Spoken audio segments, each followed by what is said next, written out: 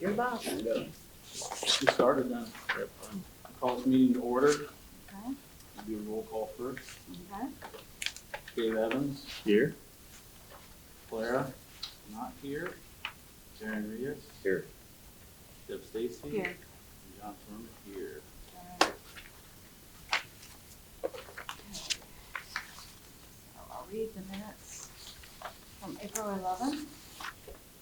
Attendance, Dave Evans, Clara Parkin, Darren Reyes, Deb Stacy, John Kimmerman. Deb Stacy, Allen Township Zoning Commission Secretary, read the April 9th, 2024 minutes. Motion 24047M. Clara Parkin moved to approve the Allen Township Zoning Commission minutes from the April 9th, 2024 meeting. Darren Reyes moved to second the motion. Motion passed. On April 9th, 2024, John Kimmelman made a motion to approve this April 2nd, 2024 minutes. Dave Evans seconded the motion. The motion passed.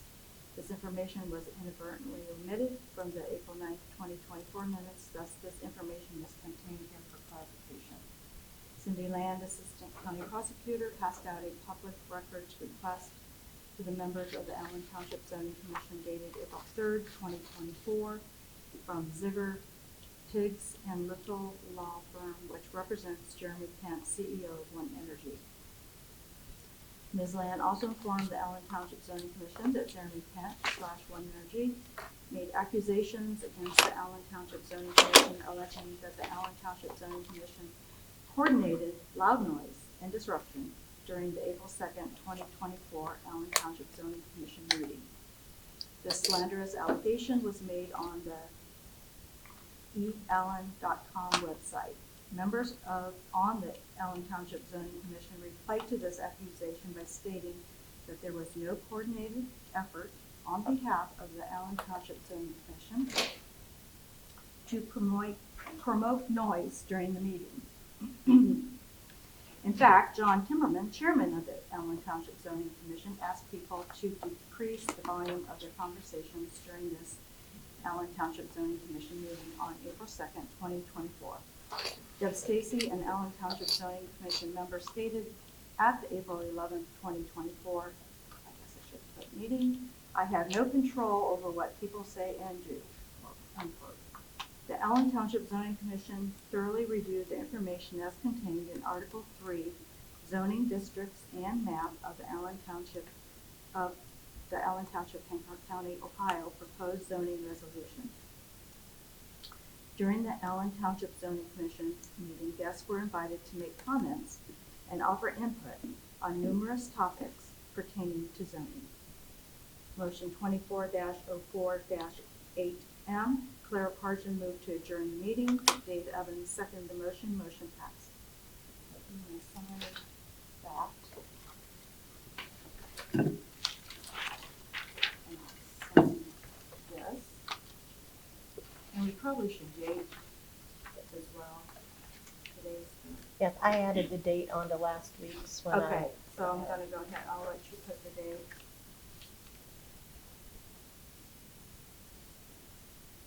Okay, so that will be our official copy. we'll get it and- copied after the meeting. Okay. You keep the original. Okay. And does anyone have a motion to approve? I move to approve the Okay, minutes. John. Second. And Darren second. Everyone in favor say aye. Aye. Motion passed. Okay. All right, that business is out of the way.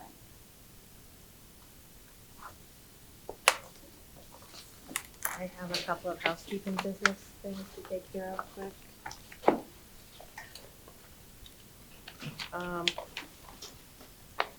Here are the originals of the public records request that you received, that we answered, that you had the last time that I showed you guys the answer. Sure. And also there was another public records request that I answered today Okay. as well. See here. There's a copy of it for your records. Okay, and this will all go into our. Yep. I didn't bring that one to you guys for your approval before I sent it because the response was, we don't have anything you're asking for. Is all of that a continuation of the first at this moment? No, This is the second. this is the second one, yeah.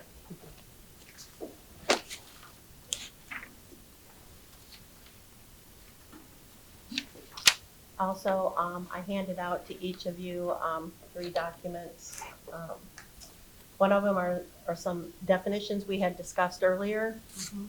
I found some, you can pick those apart. I just sort of Googled and researched and tried to find different places where they identified or defined those things. And then the other section is one of the other documents is a code section that identifies how the code defines agriculture. And the third one's just your list of your people, so you all have everybody's info. Okay. Okay. Do we read through these now? Definitions. Start there. Yeah, you don't have to read through the code section, that's just for you guys to look back on and reference, because it's kind of extensive, and I think when I read it, I'm a little surprised sometimes about the number of things that they have in there, so I figured you guys would want to see it. Okay. And for clarity, I assume you're with Oh, the, This is Matt Cordania from Hancock Regional Planning. Yeah. Nice to meet you all. Nice to meet you. okay, modular home. Homes built in a factory to the local building code, trucked to a site where sections are craned into place and installed on a permanent foundation. Okay. Mobile homes, housing built in a factory and first sold prior to July 1st, 1980. That's actually part of the definition. Yeah, because after 1980, they became manufactured homes. Oh. Okay. And it was So they're only, the same thing? same just thing, different title? just if they don't use mobile home anymore, they use manufactured homes. Okay. Manufactured homes. Housing built in a factory and first sold on or after July 1st, 1980. Should there be anything more to I what think- they are? Oh, yeah. I think what we currently have on manufactured and mobile homes are probably better than this. But I wanted to make sure that we identify that there's a difference between modular, mobile, and manufactured. And I don't think modular needs to be identified any different than a stick-built home, because they are stick-built homes, just not on-site. Right. So, but manufactured homes can be double wide. They still come in on a chassis with wheels and a tongue. And mobile homes are usually single wide. So is your intention to add these 3 pieces to the definitions and copy what we have for either mobile or manufactured? Yeah, I'll integrate, These I dates can't remember in what with we that. have on mobile and manufactured homes. But I don't think we have a modular home at all. Right. And I think there was some confusion in the discussion when you first talked about it, talking about modular and manufactured, and I think they were reversed. Okay. I think what, like Calera was referring to is actually manufactured home, not modular. So we need to make sure that we have those identified because they're treated somewhat differently. Because mobile homes and manufactured homes are treated as chattel, personal property, instead of real property, unless they abandon their stature as being movable and are permanently placed on a foundation. Then they become real estate. But the modular home is always real estate. Yes. It has to do with how they're taxed, how they're built. Okay. Sanitary landfill.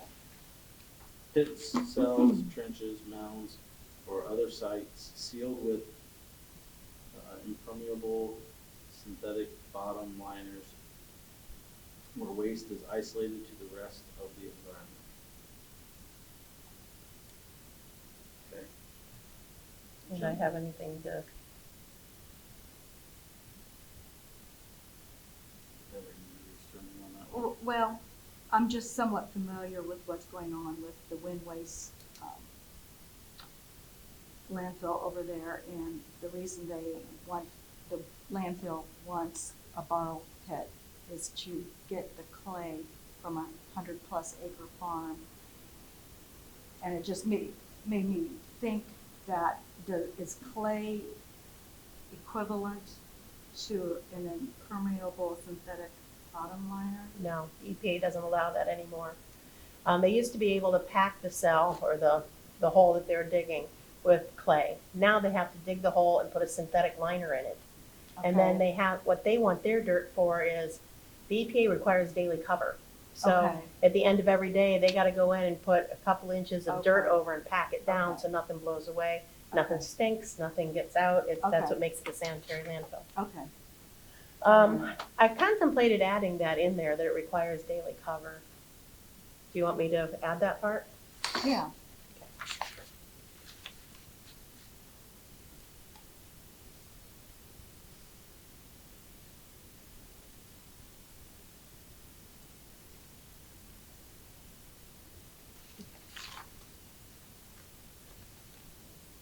You good there? Junkyard. Yeah, just before you do that, the definition of junkyard, I took it straight out of the code, Hmm. Okay. so. Okay. Junkyard means an establishment or place of business that is maintained or operated for the purpose of storing, keeping, buying, or selling junk. For the purposes of Allen Township zoning, junkyard includes scrap metal processing facilities that are located within 1,000 feet of the nearest edge of right-of-way of a highway in the interstate or primary system. And this came from a federal statute, so they're only really seriously caring about their roads, which are highways and interstates. Do you want to adjust this to be more township friendly? Okay.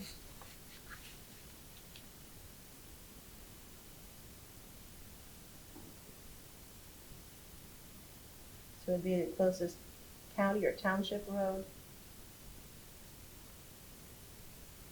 Mhm. or of a highway in the interstate or primary system.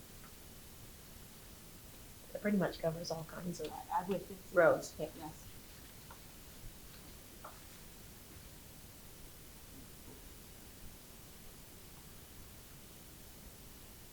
Okay. Anything else there? Artificial pond. Any man-made body of water that retains water on the ongoing basis with a surface area greater than 500 square feet or more, with a depth of no less than 6 feet at its deepest point. There's a goof. I'll take out those spaces. Oh, okay. Don't know how I did it, but. Yeah. This is a new definition that most township zoning doesn't have a definition of what a pond is. However, after that issue out there that happened in Washington Township, we discovered it probably does need to have some sort of definition added to it so that you don't get a 100 or 96 acre, 30-foot deep hole, and they call it a pond. So we are making limitations on it of what's permitted. And this is what they're using. Any idea where the 500 square feet came from? Just choosing a size? Randy Bose was very involved in helping to sort this out, and he's made probably 3/4 of the ponds in Hancock County. So I think it was a lot of his input. Okay. And then we didn't really question that much. They were all happy with That's that. fine. He's on their zoning commission. So, He knows what he's talking about. Okay. so other than that, no, I don't know it. Okay. Can you have greater than 500 square feet or more? Isn't that kind of redundant? Greater than 500 or more. Yeah, I didn't write this. Regional planning did.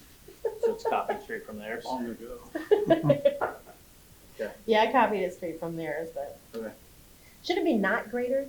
No, it'd have to be greater than. Greater. 500 is too tiny. That's Right. a puddle. Yeah. Greater than 500, yeah. We can take out the or more. Borrow pit. An area excavated or to be excavated It's supposed to be from. from which soil and unconsolidated materials are removed or extracted below the grade level of property which existed before any overbuilding of the site occurred, for any purpose including, but not limited to, for sale, exchange, or for use as fill for an activity, Any activity. any activities, including but not limited to landscaping, building construction, levees, dams, highway construction or maintenance, or low-lying areas, whether on-site, or whether on so-site On site. or off-site. Okay, my typing's not great and I don't have time to do a lot of proofing. I It's a get it. draft. I get it. What's the purpose of this? Is that what we wanted to say? Would we also want to put landfill in there, but, I mean, I guess we're, or not, I mean, I don't think we're going to have a district that allows for a landfill. Heavy industrial probably would have to allow for a landfill, but I'm not sure that, well, you can always exclude them everywhere. There's some rationale for excluding them in that Hancock County is its own solid waste district. Right. It's a single landfill solid waste district. So in order to have another one, they couldn't even just come to you and say, we fit your zoning, we want a landfill. They'd have to go through the solid waste district Okay, and get it as well, which is not likely. So, okay. It's not likely to be able to create a second landfill, is that what you said? the solid waste district most likely would never allow it. So they'll just keep adding to the current one? Mhm. And operating it according to EPA standards like we do. Yep, yep. Surface area. For a pond or borrow pit, it is the measurement taken from the highest point to be excavated, able to retain water.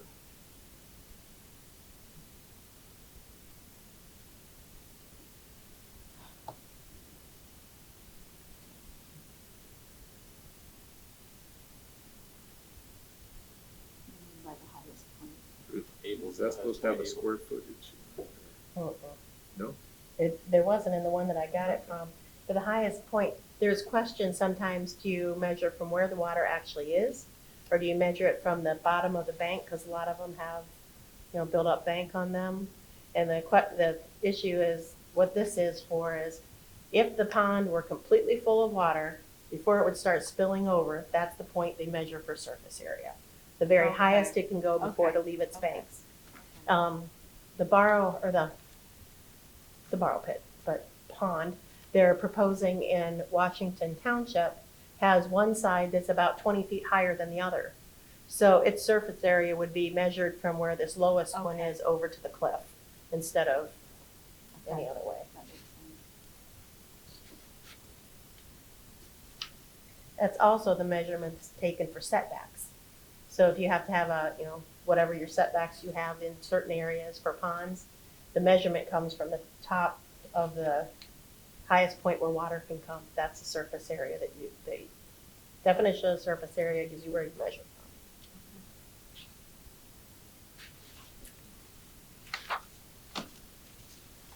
Are there any other definitions you were looking for or thought you might need? I've had to check through my notes. If I come across something, I'll make a note. We talked about define recreational facilities. Yeah, I looked at that and I couldn't figure out how to do that. That's something you guys are gonna have to brainstorm out.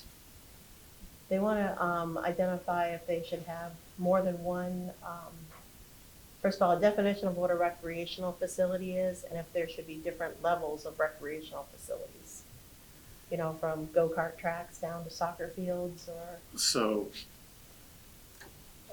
City of Findlay, we differentiate between essentially commercial recreational facilities, for-profit recreational facilities, and essentially nonprofit / public parks. right, So a golf course is a public, golf courses are often called out separately. But that's, the City of Findlay, they're broken down into non-commercial recreational facilities and commercial recreational facilities. okay. But how would that apply here? Hmm? How would they end up having that apply? So I would say if you had an agricultural district Mhm. and like a single-family district, commercial recreational facilities would not be a permitted use. But non-commercial recreational facilities could be a potential permitted use.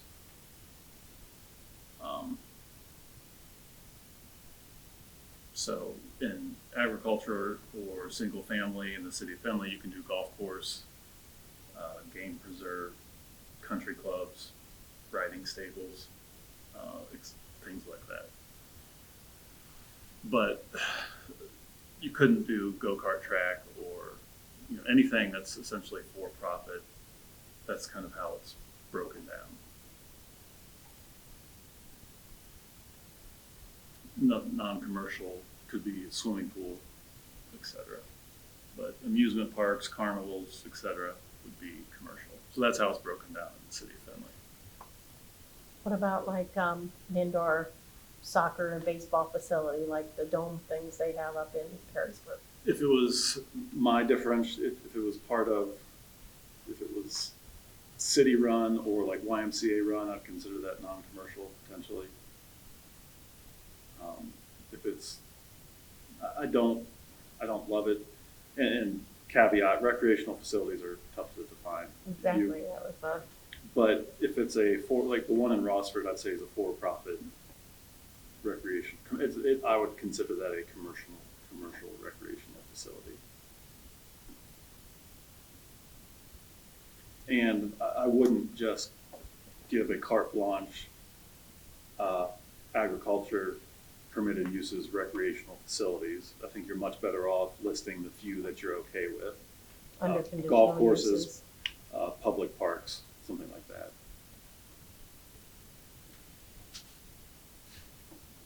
And then recreational facilities in general, I'd put under like C1 or C2 and, C, we don't have C.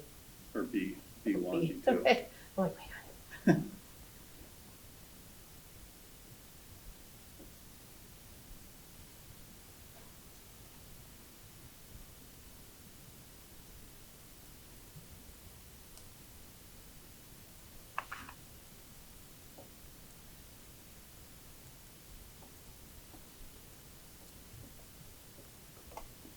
You know, the Findlay Country Club, that's zoned single family.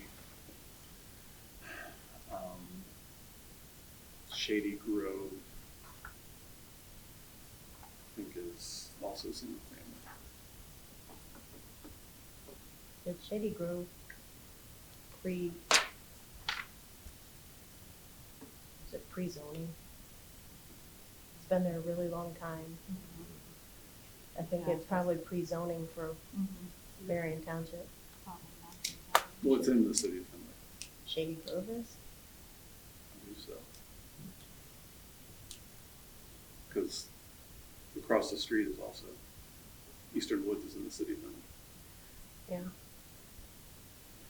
The, But even if it predates, I mean, the it predates. Beechwood streets are not in the city. No, And they're between the city and Shady Grove. it's in the city. That's a mess. So, yeah, across the street, east of 237, there's nothing east of 237 or south of Tiffin Avenue that's in the city. But north of Tiffin Avenue, Eastern Woods is Right. most definitely in the city. And then Brookstone's not in the city, it's hit or miss.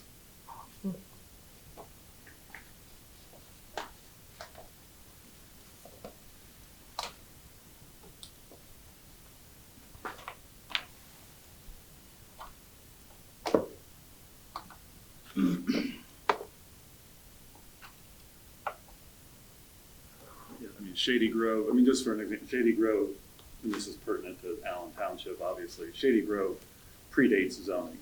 And so they can continue as a golf course as long as they wish, but if they make substantial changes or improvements, they have to comply to the Yeah, current we've been zoning. discussing the fact that when they get to grandfathered or non-conforming uses, that they have to determine what they would consider, amount of either destruction enabled or rebuild versus expansion, right, if there's any. Because there's a lot of different ways around the count, or the townships that they do that. Yeah. City of Findlay is 75%, and even if it is wholly destroyed, you have 2 years to reestablish a non-conforming use, a non-conforming structure. So you have a house that's burnt down, it doesn't meet any of the setbacks. You have 2 years to build that house back where it's sat. And if you fail to do so in 2 years, then the next house has to meet all the setbacks. Yeah, that's statute, state statute identifies that 2 years is the, minimum that we can, allow them before we can take it back. You can decide on more than 2 years if you want, but you can't decide on fewer before it loses its grandfather status. Okay, are you guys, ready to, What are we tuning into? yeah, can we, Where are we at? B1. yeah, page 20. 20. Are we going to, make a list, by the next time, think of a list of recreational facilities, any of them that you can think of, and we'll try to figure out how to put them somewhere. Like, you know, there's swim clubs where they have a pool that you join and, you know, have memberships to, golf clubs, or golf course, indoor or outdoor soccer and baseball facilities, kind of like we have out here, but this is publicly owned, so that's a little bit different and clearly predates zoning.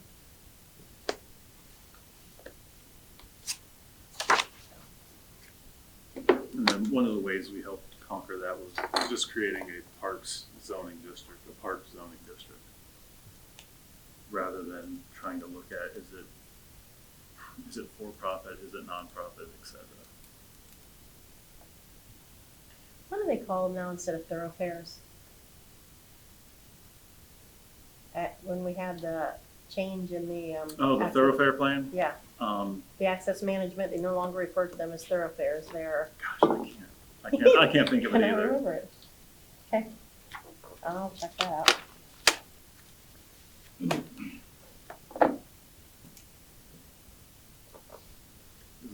Is there an extra paper copy by chance? I don't think so, like I made their own. Sorry.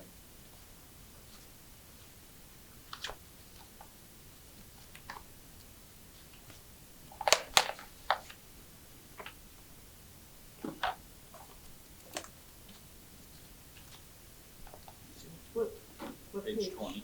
20.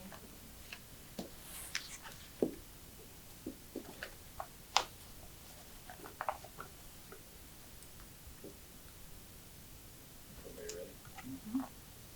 Does anybody want to read? Or you- Awesome. Article 8, B1 Local Business District, Section 800, Intent. The B1 Local Business District is intended to permit those uses as necessary to satisfy the basic convenience shopping or service needs of persons residing in nearby residential areas. The district is intended to accommodate neighborhood-oriented businesses which can serve as transitional areas between residential and higher intensity districts.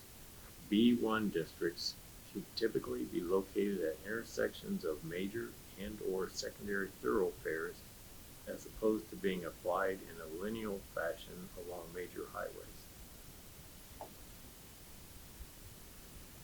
Section 801, principal uses permitted. In a B1 local business district, no building or land shall be used and no building shall be erected unless for one or more of the following specified uses, unless otherwise provided in this resolution. 1. Retail businesses which supply commodities on the premises such as, but not limited to, groceries, meats, dairy products, baked goods, or other foods, drugs, dry goods, clothing, and notions or hardware. 2. Personal service establishments which perform services on the premises such as, but not limited to, repair shops, watches, radio, television, shoe, and etc., tailor shops, beauty parlors or barber shops, photographic studios, and self-service laundries and dry cleaners. 3. Dry cleaning establishments or pickup stations dealing directly with the consumer.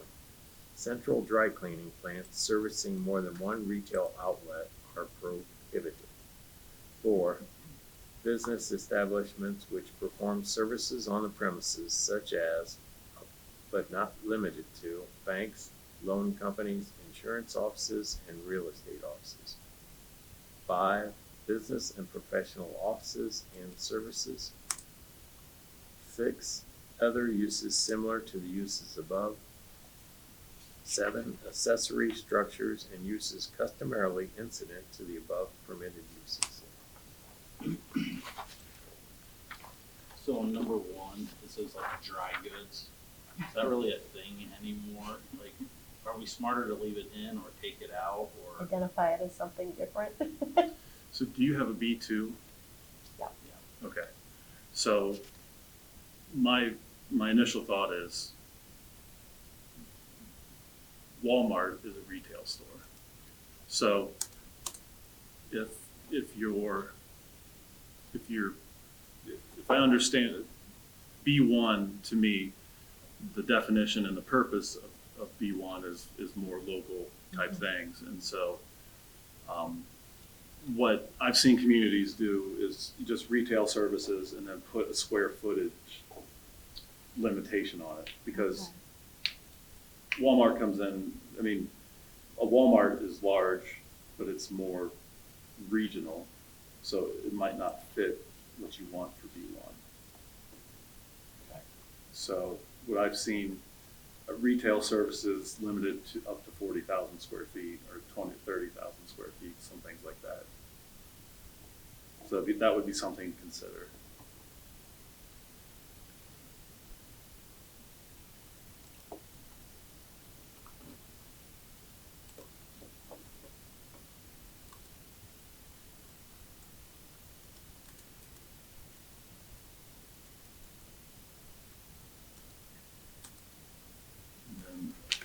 My initial thought on that is, do you want to have fast food restaurants with drive-throughs? Or any type of restaurant? The city of Findlay, just from what we do, restaurants are permitted, drive-throughs are not. So if you have a restaurant, like, is it the Black Horse? Dark Horse?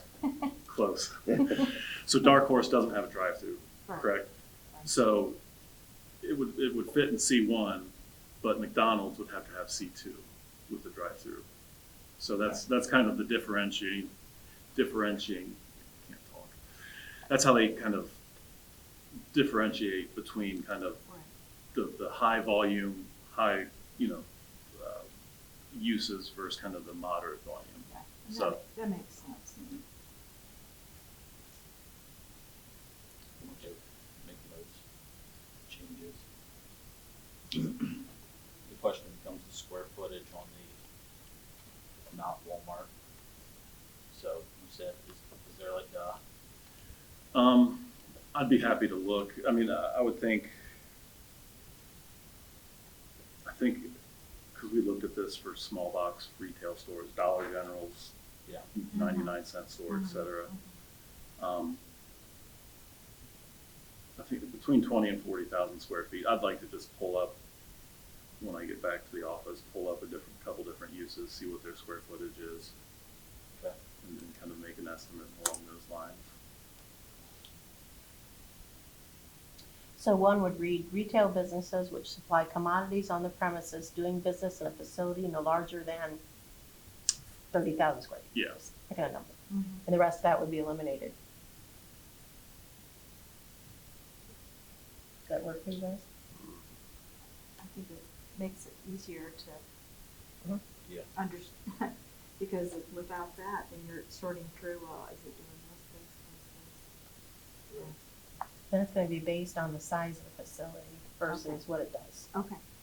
It'd be kind of nice to know, like, for example, what is 30,000? When we see a Dollar General, Yeah. Right. I can bring some examples. I mean, I'm just thinking. Yeah, I- Yeah, no. What's 40,000? I don't know. Yeah, no, that's where real life examples, you Yeah. know, Aldi Foods is Yeah. 35,000, you know, Dollar General is 20,000. Okay. I'm just, Yeah. Walmart's, I know, we, let things out of the bag. Anyways, generally the big box retail stores are 100,000 plus. Oh, sure.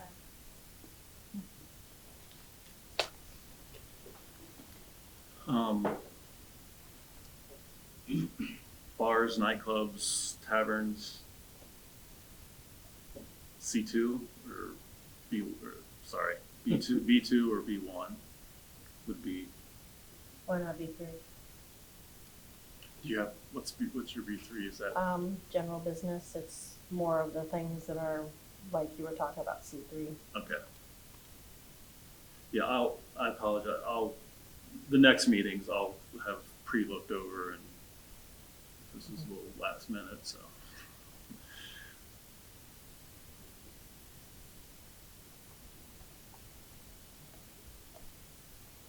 So did you add the restaurants into B1? I didn't add anything other than what I just read to you. The square footage. Yeah. And what do you want for the restaurants? You suggested, basically the restaurants that don't have drive-throughs. Yeah, so restaurants / no drive-through or pickup windows permitted.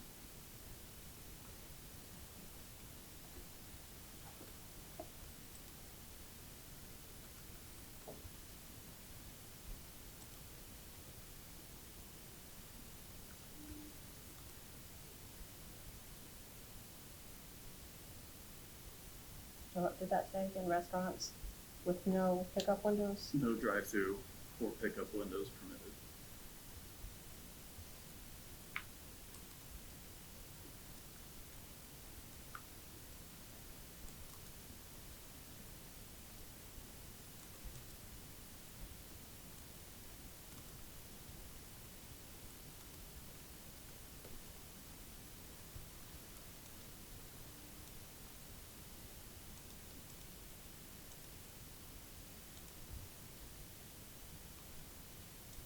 Okay. Do you want gas stations?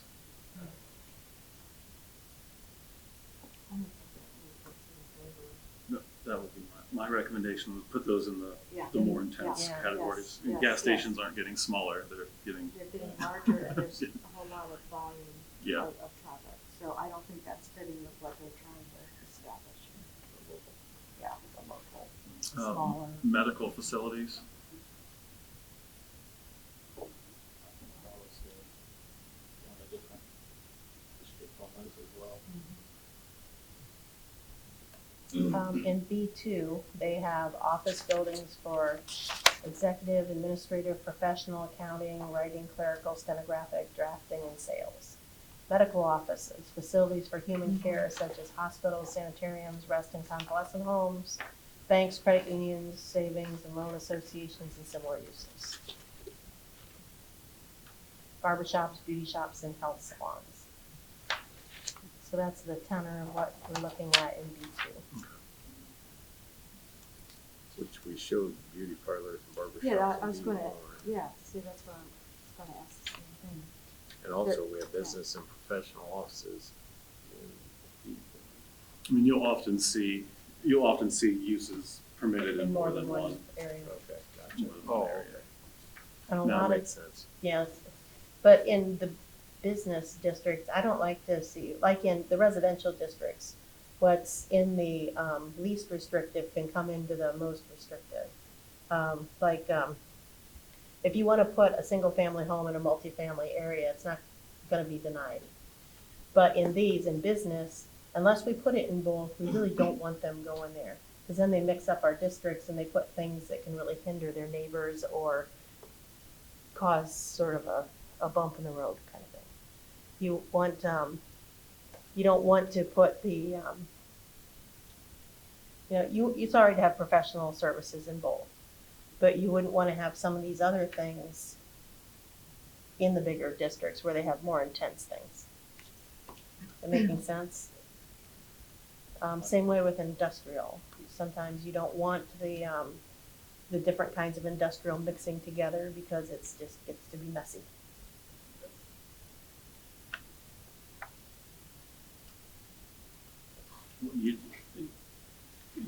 That's called pyramidal zoning, and you don't have to allow that per se. It's not a big problem to allow it in the residential districts, but it does get to be more of a problem if you allow it in the business areas. That would be like everything that's allowed in B1 is also allowed in B2 plus these things. Then you get to B3, everything in 1 and 2 is allowed in B3 plus these extra things. And then B3, you make everything B3 and you just have a hash, and why do you have more than one district? True. You know, Right.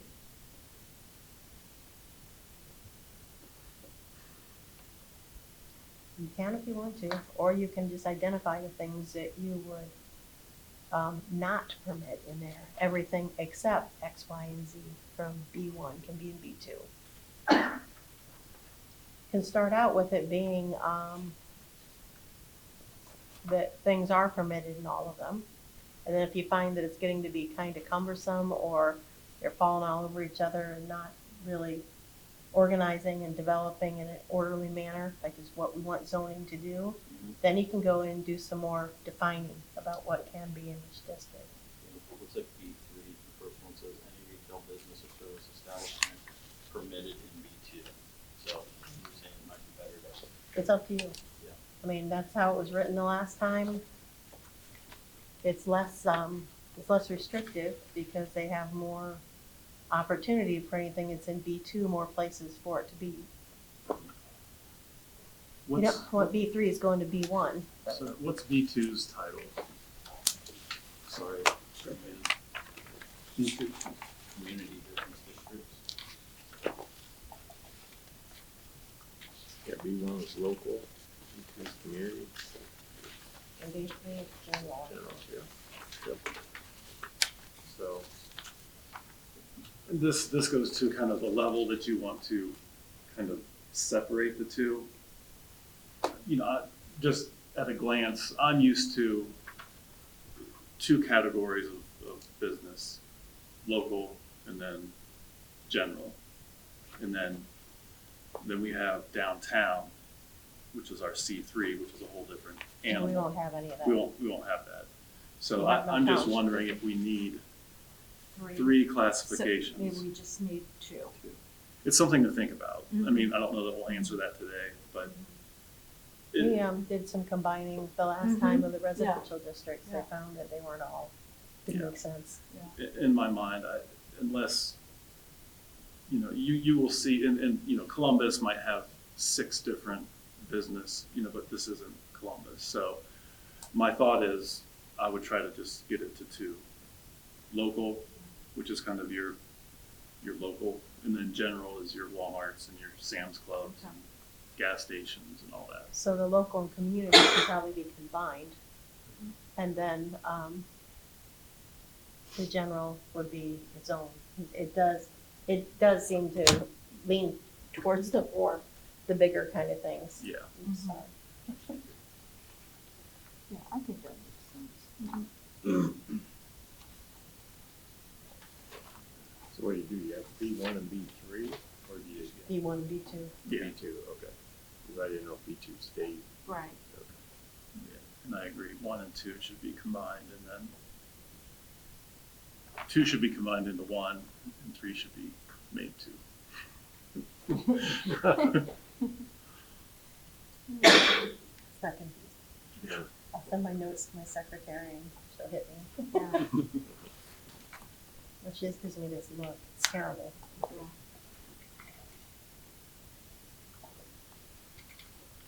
So just some other uses that, daycare centers. I think they would be fine in B1. What about in residential areas, daycare centers? Are they one of the things that you'll have permitted use? So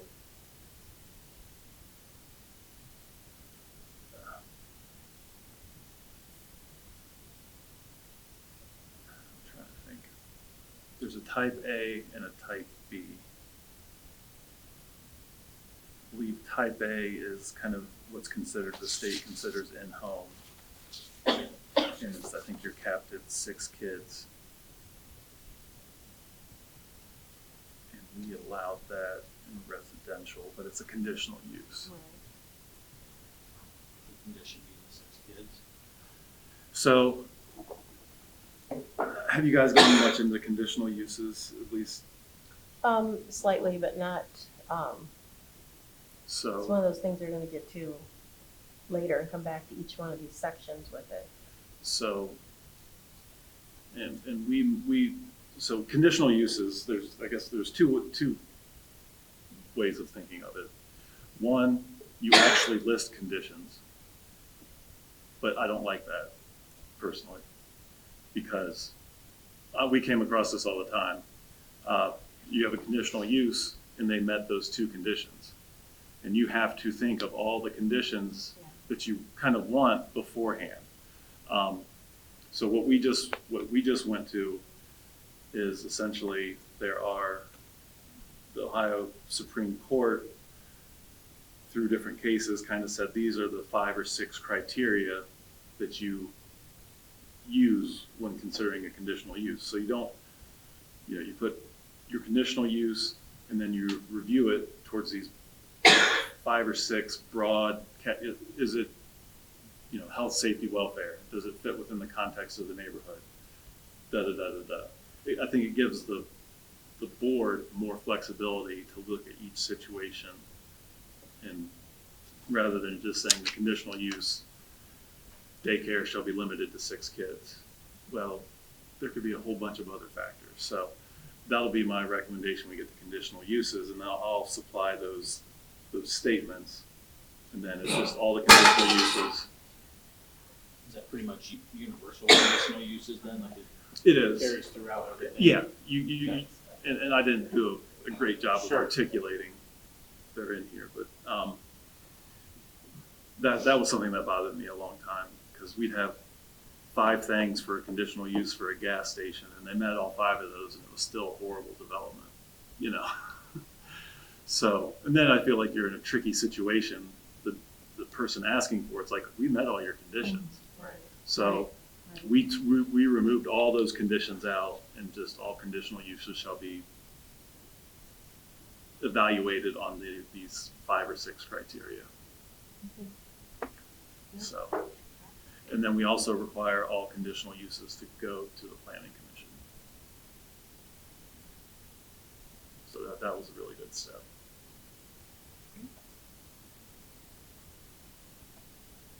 But that's kind of sidetracked us a little bit there, but when you're thinking of permitted uses, or the uses we want to permit, things you're a little more on the fence on, you can put in the conditional category. You have a little more oversight. Okay.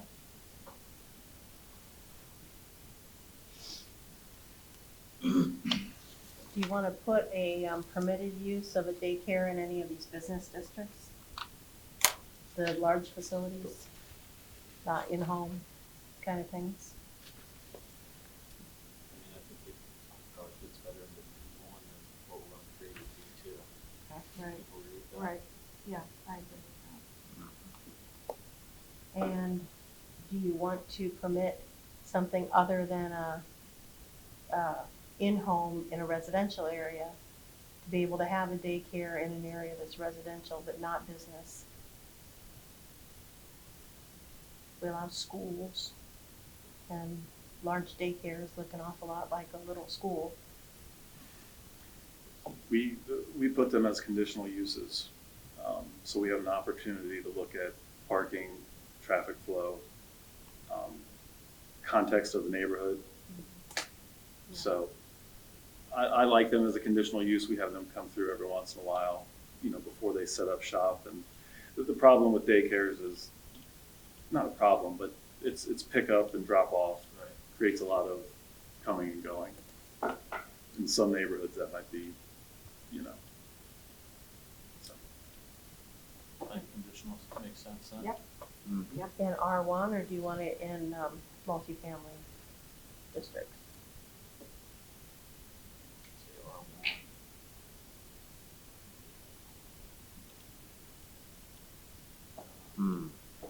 Does the R1 in the multifamily, do they pyramid, Cindy? Mhm. Okay, so, I mean, if If you, it was permitted in R1, it would be accepted yeah, in multifamily. I don't have an issue with that. Now, someone that lives on the third floor of an apartment or second floor, probably, But that's why it's But we're not conditional. talking about the in-home ones, we're talking about like, One Amazing Place, those kind of things. yeah. Okay. Is that a good spot for it, R1?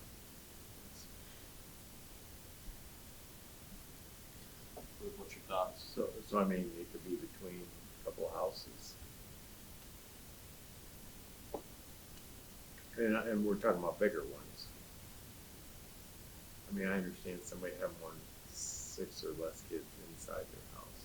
Right. Right. Just not sh- So, to be clear, and we were mixed up a little, in the city of Findlay, the in-home is a conditional use. You need to be in the commercial, you need to be in a commercial or office district to have a full-blown dedicated daycare. Okay. So So that- in residential, you wouldn't have the big ones. Correct. Yeah. And that's my question, do we want those? Okay.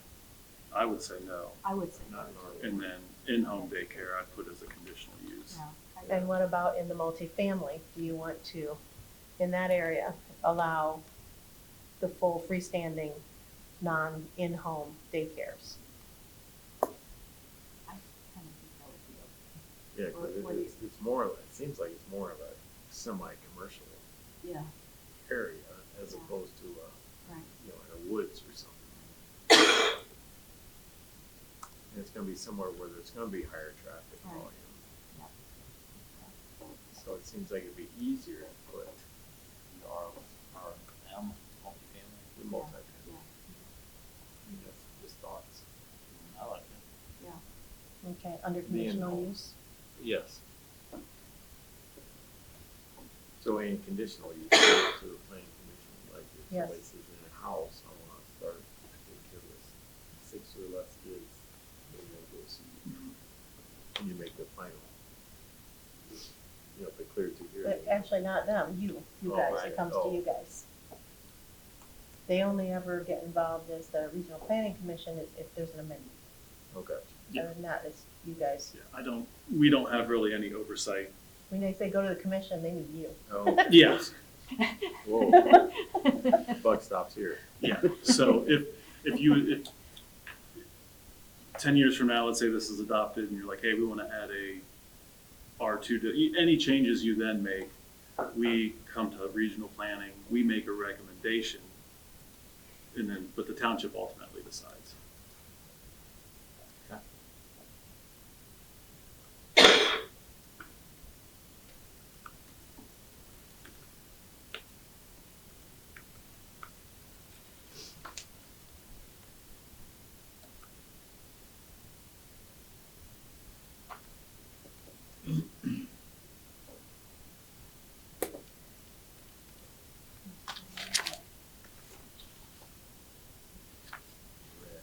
Section 802, conditions.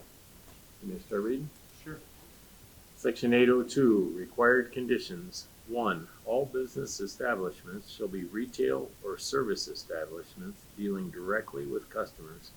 All goods produced on the premises shall be sold at retail on premises where produced.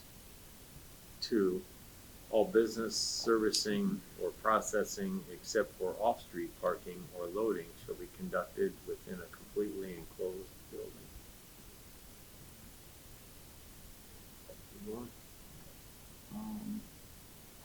With the second one, all service, processing, would that include storage? Are they allowed to store anything outside? Not, I think the way that's written, this is all within a completely enclosed building.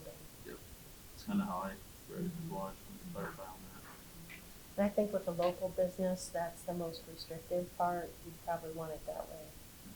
However, we're combining 1 and 2, so we gotta see what it says down here to see if they're gonna conflict with one another.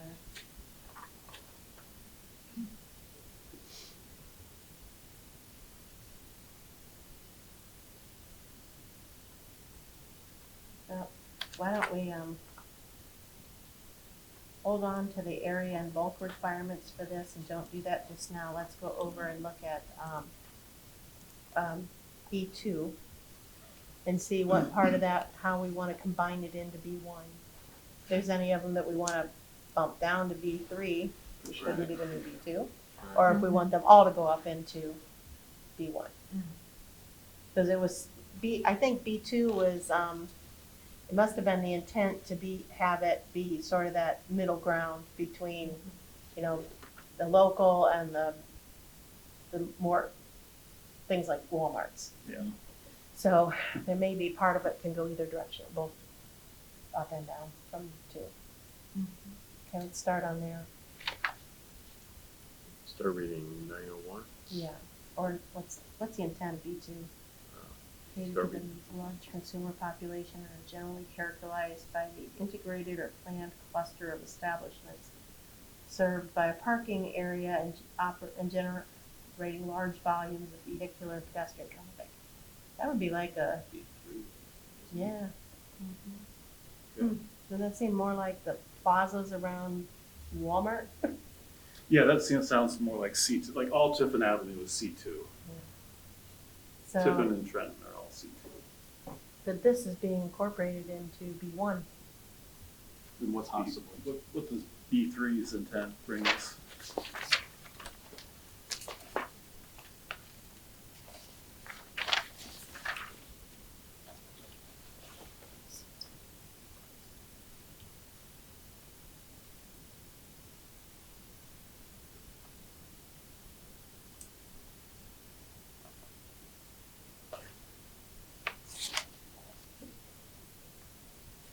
Was the difference a higher traffic volume, basically?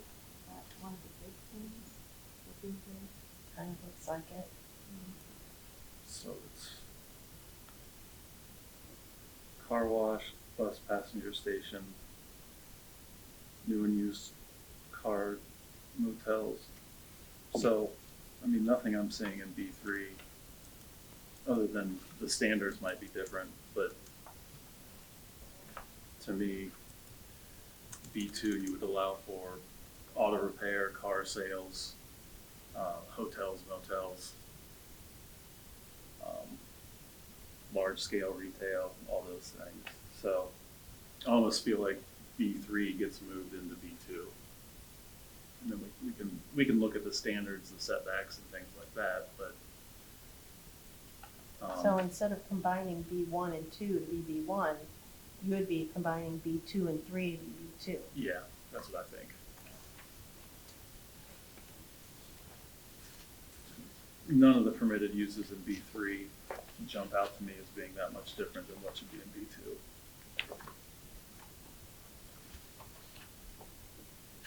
So then it's a matter of should anything in B2 be moved to B1? Yeah. That's kind of how we're looking at it at this point.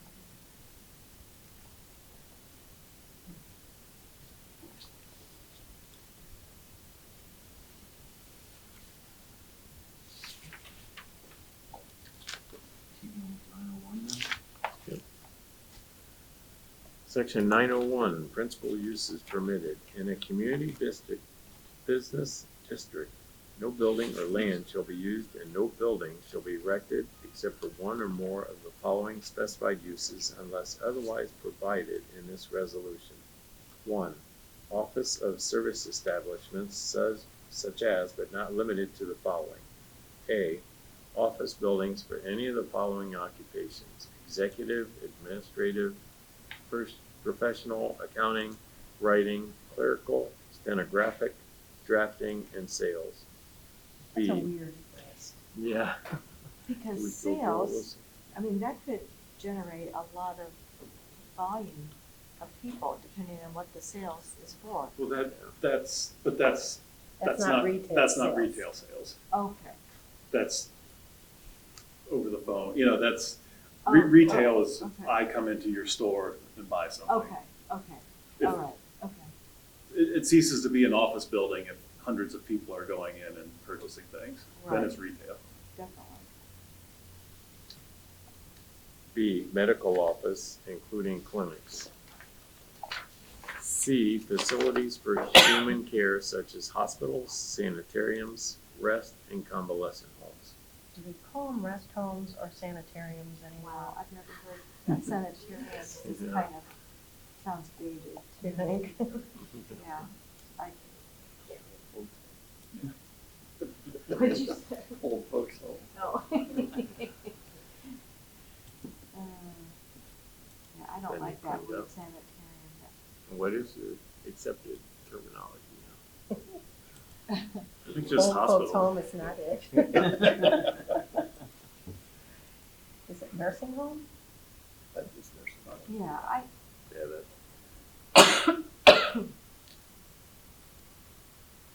Nursing or convalescent homes.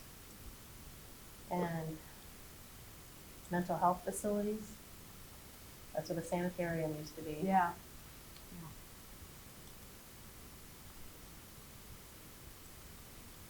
I mean, to me, this is large-scale medical facility. For children.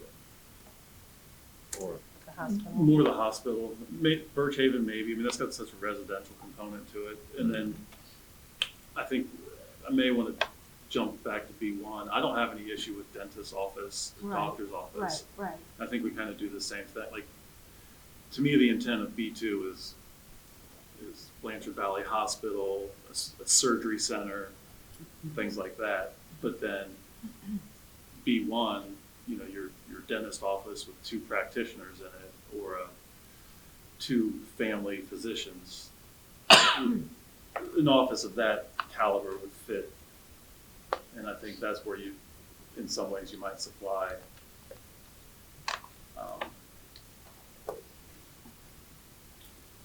And that goes with any type of office in B1. I don't mind an accounting office. I don't mind any professional offices. I think we just apply a square footage test to it. And next time, I'll give you my opinion on what that square footage should be. okay. So we would take this whole one and move it up there. No, so we don't want hospitals up there. So Nursing or A, convalescent homes wouldn't be a problem in a B1, right? Probably not. The only thing on there that shouldn't probably be in a B1 would be the hospital. Yeah. What about a urgent care kind of thing, like physicians plus? I'm leaning towards B2 on that, The B2? but that's just.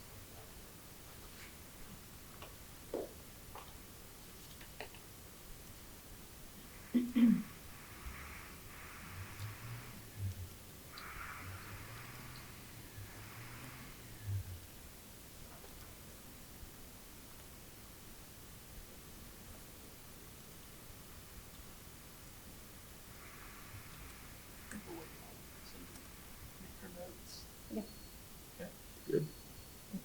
We're, go back to D. Yep. D, banks, credit unions, savings and loan associations, and similar uses. E, personal service establishments, including barber shops, beauty shops, and health salons. Is that stuff all going? B1 then?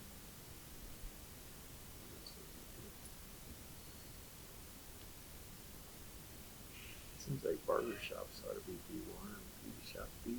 They're more of a local Yeah, I think, B1. I agree. Yeah, I think those should be going. Banks. And you look at banks and savings loans more as a traffic issue for what category it'd be in. I don't know. I go into a bank about once every 4 years now, so.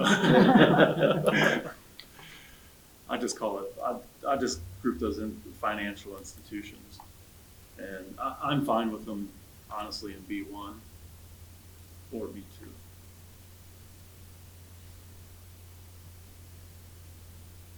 you have any thoughts whether B1 or B2? I'm not gonna allow it to go both ways from the sound of it. Are you gonna do the pyramid thing, and everything that is in B1 could be in B2? I It's would, just things in B2 you don't want up in B1. Okay. yeah. Yeah, I don't have any issue pyramiding whatever's allowed in B1. This is probably your first thing that you say in B2. Okay. But then I don't know, but then I would keep your industrial maybe separate. Okay. So in industrial, you don't say all the uses in B1 and B2. I got you. Okay. Industrial is industrial.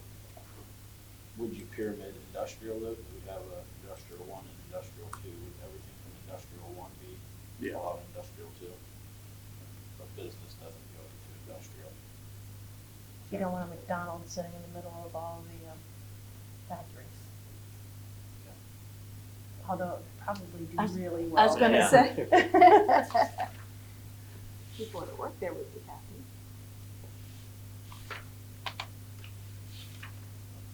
Start with 2, Um, all retail businesses.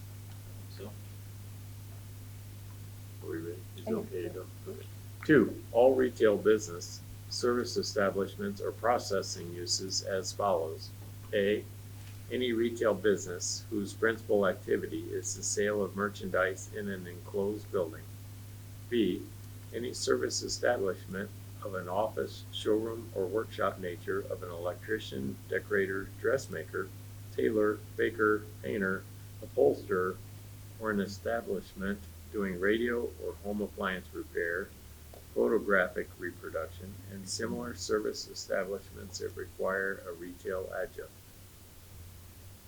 C, private clubs, fraternal organizations, and lodge halls. Let's go back to B for a minute.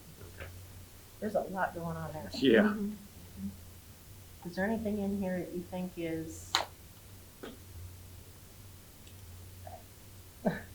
outdated, needs to go, that is called something different now? Dressmaker, tailor. Wow.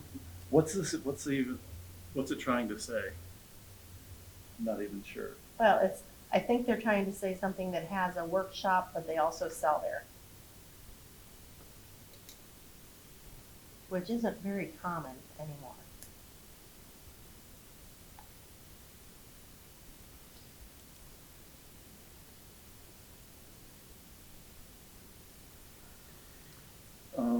Yeah, some of it's kind of weird, like a workshop teacher, an electrician. I mean, So that brings up, this is something that I know in the city of Findlay we struggle with is like contractors' offices. Generally the size of the lot, like you're more comfortable putting a contractor's office within a proximity of something than you are putting kind of a light industrial factory in proximity of something. But they require the same zoning. So that's one thing we struggle with a lot is contractors' offices. They don't necessarily, do you put them in R1 and R2? But I don't like them there. And I don't love them in the I1 district, because if someone comes to rezone something and it's 10 acres, you have to assume kind of the worst a little bit. Because they can say, I promise you I'm going to build, and you can't put conditions on it. You can't rezone it to I1 and say, under the condition that you build the contractor's office. No, you can't put it, so when something's rezoned, you have to look at the list of things and say, they can do any of these things. Now, like I said, the size of the lot, if it's 4 acres, you can't, but it's just something to think of. Where do we want to put plumbers, electricians, contractor's office?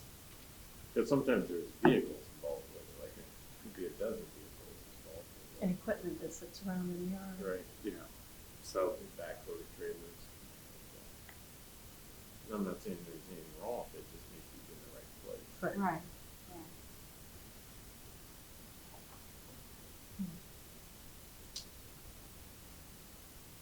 Where is that right now? Is that kind of the stuff that's under B?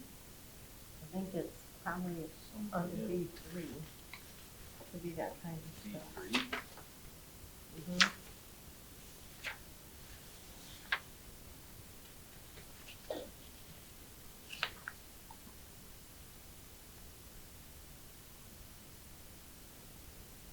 I mean, it's not listed anywhere, but if it had to go somewhere, it would be in B three. Oh. I would think. Which is now B two. Right, Correct. right. Formerly known as B three.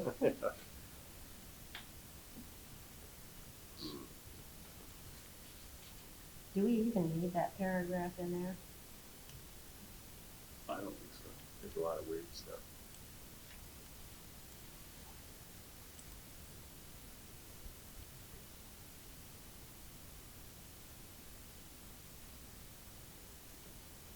Because we have, up in the,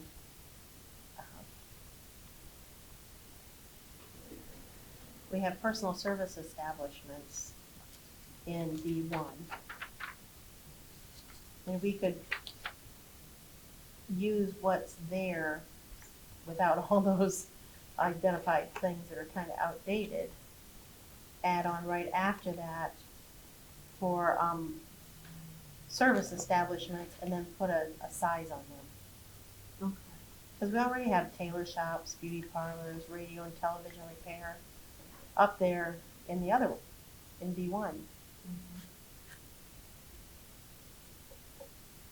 So take out personal service establishments and just say service establishments. Just Clara?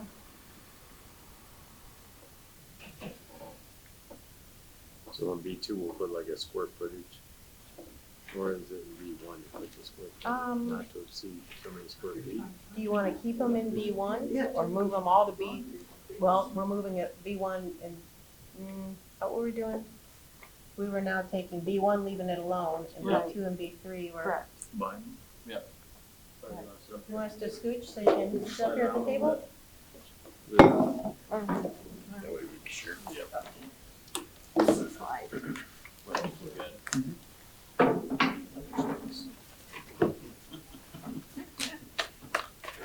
This is Clara, our fifth member. This is Matt Cardania. He's from Hancock Regional Planning.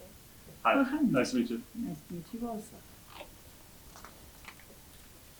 Bring you up to speed quickly. What page are we on? On page 22 roughly. Okay. Kind of looking at business 1, 2, and 3 all at the same time. And we're looking at, what I'll call joining B2 and B3. But I think some stuff in B2 is going to B1. Okay, So it's kind of looking at them all together a little bit. well, that's good. So back to that thought where we were just trying to work out, should we take the paragraph in 9012B and move that out of there and put all that stuff would be allowed in B1 and call paragraph 3 in B1, instead of personal service establishments, call it service establishments and put a square footage on them. Putting it where? It's paragraph 3. Right here, on page 20. Cross Yeah. out personal, and then just putting a square footage limitation on it. Like a max square footage of something. Yeah. Like in retail businesses, we said doing business in a facility no larger than, we don't know what number of feet yet. Right. And then personal service establishments, which perform services on the premises. And then we say such as but not limited to, these laundry lists are bad. We need to take those out of there because we have, some of them are outdated and some of them are things that you can't even think of all the things. Right. So, take out that part that says on the premises. Stop with premises. And then doing business in a facility no larger than whatever number of square feet we put in there. You wanna make it the same as retail or less? the lowest retail? We don't know yet, 30,000-ish. between 20 to 40, I wrote 30 in here. Which 30,000 would be huge for a service. Very big. Right. Yeah. So this is what you're thinking, plumbers and the like? No, Okay. this is the things like, watch repair, jewelry repair, they do their work there, their service is provided, but you come into the retail part to pay them to Massage, deal with it. I don't, Tattoo. we might be talking about tattoo and piercing and stuff like that with these too, yes. Personal service and two personal services. I don't know, I have no idea of a size. I'm not good with it. I can't visualize how big something is. But we're talking about, shoe repairs, somebody who does alterations on clothes, Most of that stuff's less than 1,000 square Yeah. foot. Most of those Yeah, things. yeah. Yeah, Quite small. well, the part where you come in is, but what if they have a workshop in the back where they're doing their work? Well, it's for a shoe shop, it's not really big, the girlfriend that she fixed. Yeah, but it could be a someplace that does, tailoring, you know, or alterations, you know. Zoe just looked up Dollar General. Within 7,500 square feet and just under 10,000. For Dollar Use General? the Dollar General is when we go to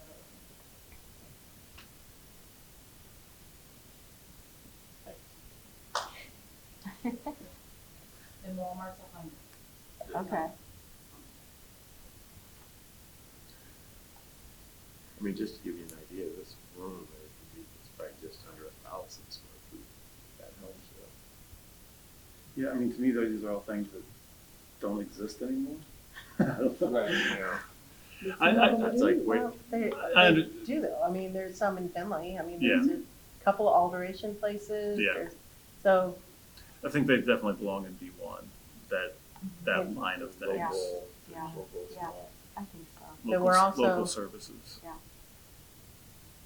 but if we put it this way, service establishments, then we are probably taking in things like piercing shops and, tattoo shops and vape shops, that's in the retail part. Right. Those kind of things are all there based on the size of the building.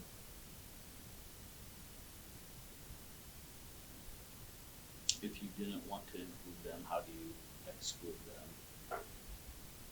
Can't exclude them, you Yeah. can discourage them, but you cannot exclude Okay. them.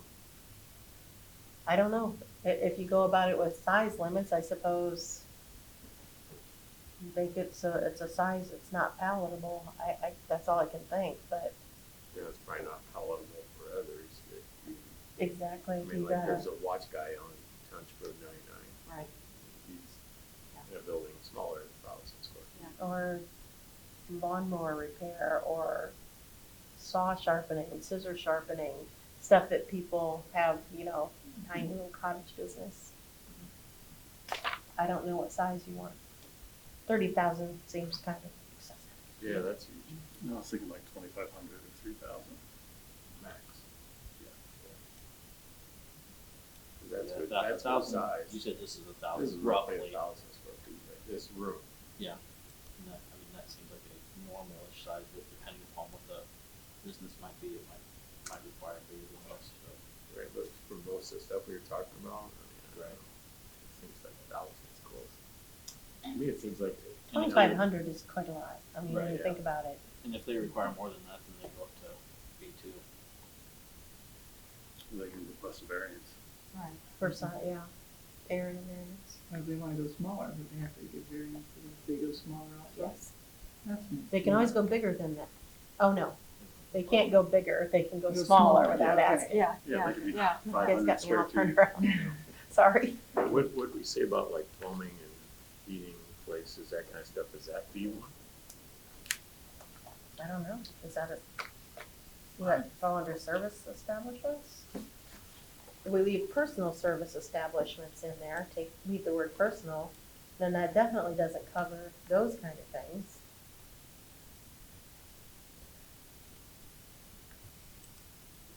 I don't like leaving personal in there, I think it limits it maybe a bit too much.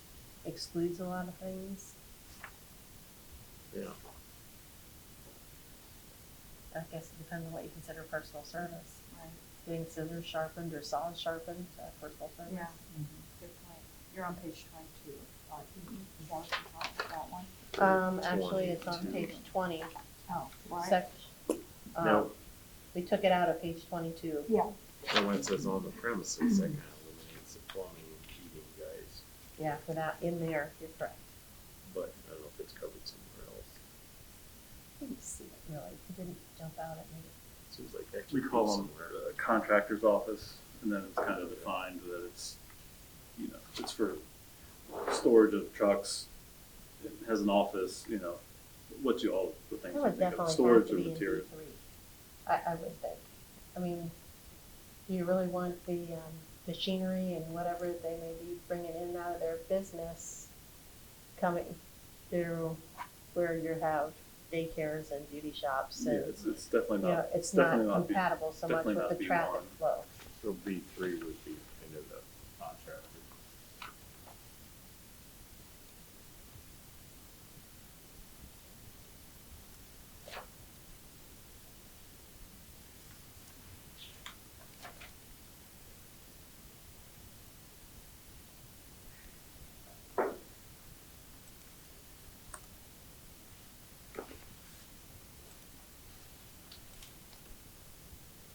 What would you call them, contractors' offices Yeah. and storage yards?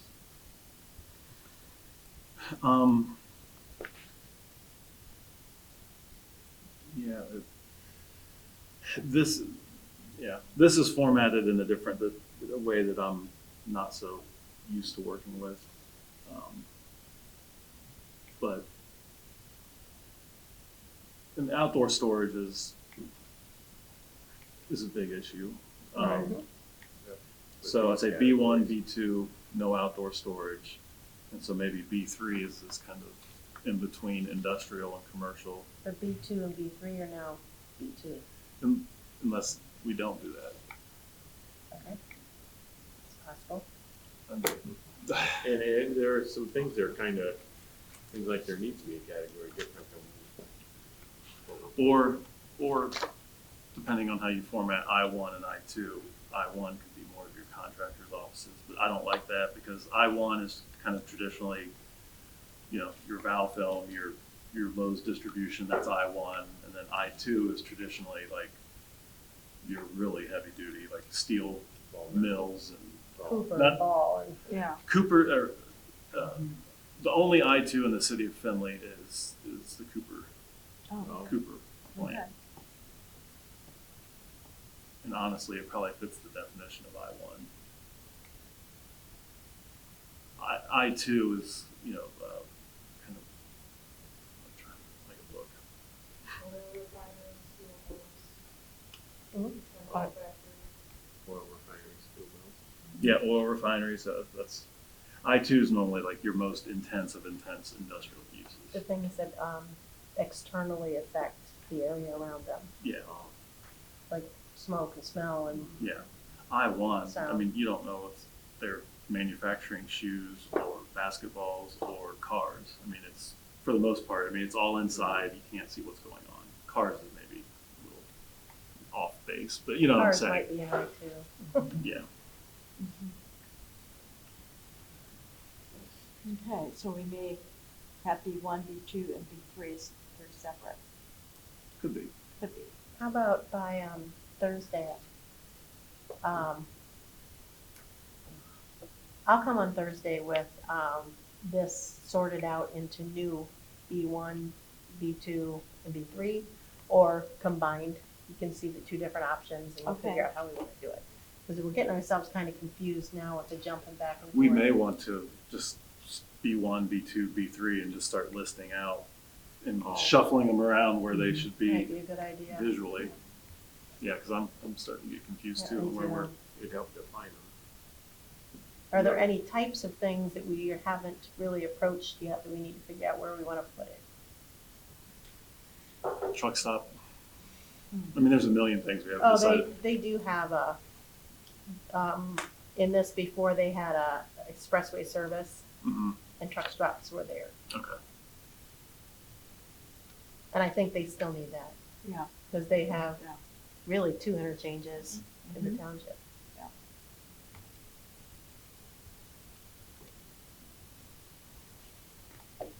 No, we do have truck stop in the I-1.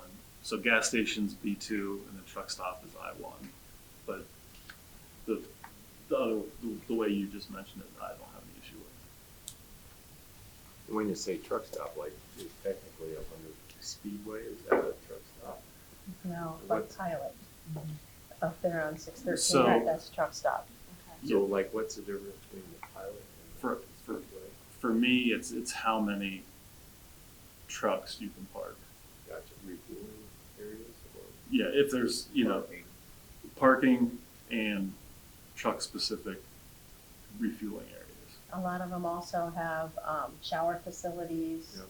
short-term sleeping facilities, things that are beyond what you'd find in a regular gas station. If Speedway was built today, we would have it under the truck stop, just because they can park about 25 trucks in the back and they have truck refueling areas. Right, it's separate. The new racetrack across the street Which Speedway?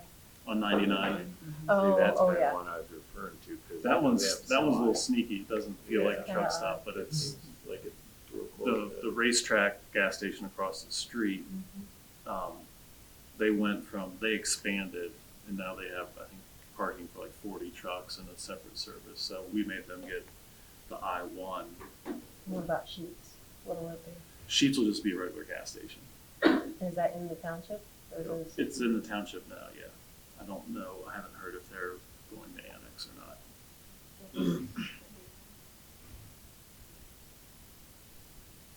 City Planning Commission, the city left it up to them.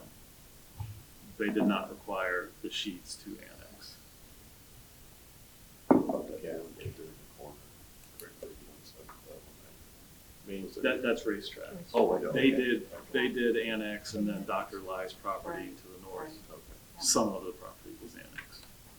I don't really- Yeah. I've never heard of a racetrack one, so I don't even know what it's gonna be like. I think they said this is the first one in Ohio, which kind of surprised me. I thought if they're in Kentucky, it seems like you wouldn't go to Findlay to build You your might first even one in start in Ohio. Cincinnati. Yeah, work your way up. And there aren't many Sheets over in this area either. They're There's a north, lot in Pennsylvania though. oh, boy, up by Kent and You're Harple, Columbus. tons of them. So are we moving from business right now? I Is don't that the strategy? Okay. But I think we accomplished a good lot of stuff to get work for the next time.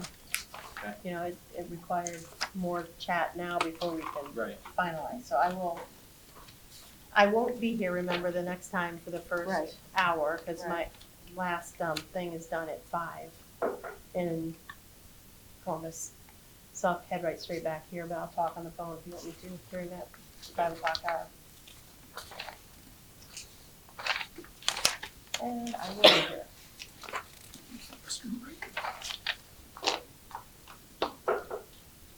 So are we ready, are we jumping to 27 Expressway? Yeah, because I'm gonna take 20 through 26 and recombine them into different pages. Okay. I will email them to you hopefully on Wednesday, so that you have them to bring with you to look at while we're talking. Okay. Is that what we're gonna try to do while you're on the road, is go through We can, yeah. business stuff? Or you can go through other stuff, I don't care however you wanna do it, but you'll have it, Okay. in hand. You wanna go to Article 11? Is that right? Article 11, ES Expressway Service Districts, Section 1100, intent. The ES Expressway Service Districts is intended to serve the needs of automobile highway traffic at the interchange areas of feeder roads and expressway facilities, smooth traffic flow at an interchange area, and to protect adjacent properties in other zones from adverse influences of traffic. When Matt comes back, let's ask him about feeder roads. Section 1101, principal uses permitted. In Expressway Service Districts, the use of land, the location and erection of new buildings or structures, and the alteration, enlargement, and moving of existing buildings or structures from other locations or districts shall conform to the following specified uses unless otherwise provided in this resolution. 1. Automobile service stations and repair stations, parking garages, and bus passenger stations. 2. Retail establishments to serve the needs of the highway travelers, including such facilities as, but not limited to, drugstores, gift shops, and restaurants. 3. Hotels, transient lodging facilities, but not including tent sites. Okay. 4. Other uses similar to the above as determined after zoning commission approval. In determining that the uses are similar, the zoning commission shall find that the use will primarily serve the needs of automobile highway traffic. And 5. Accessory structures and uses customarily incident to the above permitted uses. Okay. Facilities, number 2, retail establishments to serve the needs of highway travelers, including facilities as, but not limited to drugstores, gift shops, and restaurants? Yeah, that's. That means they have showers there also.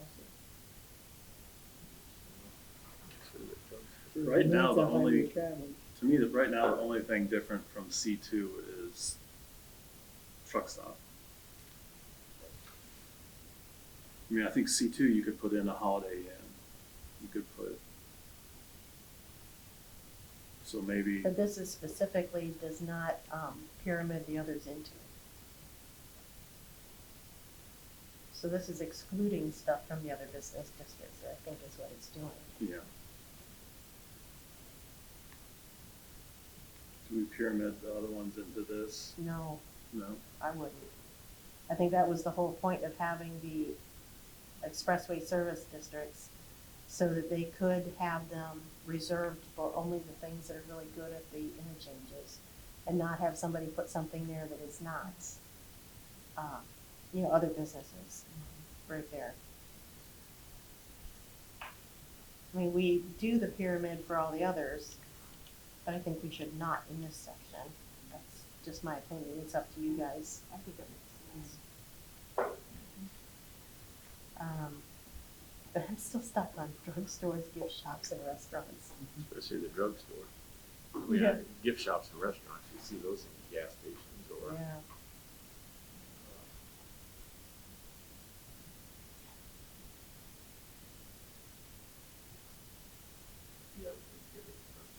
Yeah. Get rid of the tent sites. For sure. They're excluded. Yeah. Get rid of that, the rest of where it says, but not including tent sites, or leave that in there. I would think of what things do you want to include? Truck stop, hotels, motels, restaurants, automobile service. Just call them out like that. Yeah, if it doesn't pyramid, then we want to list, I would list the Right. things, permitted uses, truck stops, hotels, motels, restaurants. Do you wanna make truck stops, do you wanna make them their own paragraph, or add them into one of the others? We could put them under automobile service stations and repair stations, parking garages, bus passenger stations, and truck stops. Or Sure. you could add another paragraph that says truck stops, Yeah. okay?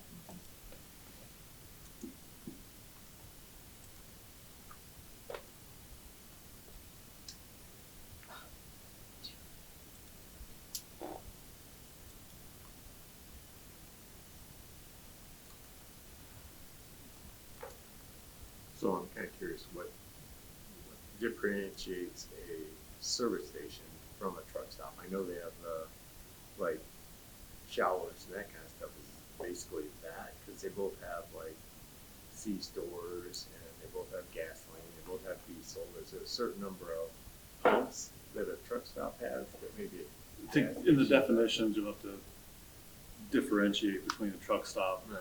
and a gas station. But does it seem like that's what you want to do, is maybe where you talk about maybe showers or number of diesel pumps for trucks? Yeah, In the definitions of. yeah, I would define what a truck stop is, and that's, to me, like you said, they're very similar other than, Is an auto service station considered a gas station? Because it's hard to get service at a gas station, they don't do that That's true. anymore. That's true. Yeah. And you want service stations there. I think it's probably a good idea. automotive repair, Yeah. Yeah. like, Somebody's breaking down the next Tableneck there. Really? So do you want to add gas stations? We have automobile service stations and repair stations. And I think service stations used to be gas stations. Yeah, That Are have they still? no, Okay. I don't think so. I'd call gas station is what we all think of as a gas station, and then automotive repair would be, Right. to me, like the Bridgestone and some of the ones on Tiffin Avenue. Okay, automobile service stations and repair stations, gas stations, parking garages, bus passenger stations, and truck stops.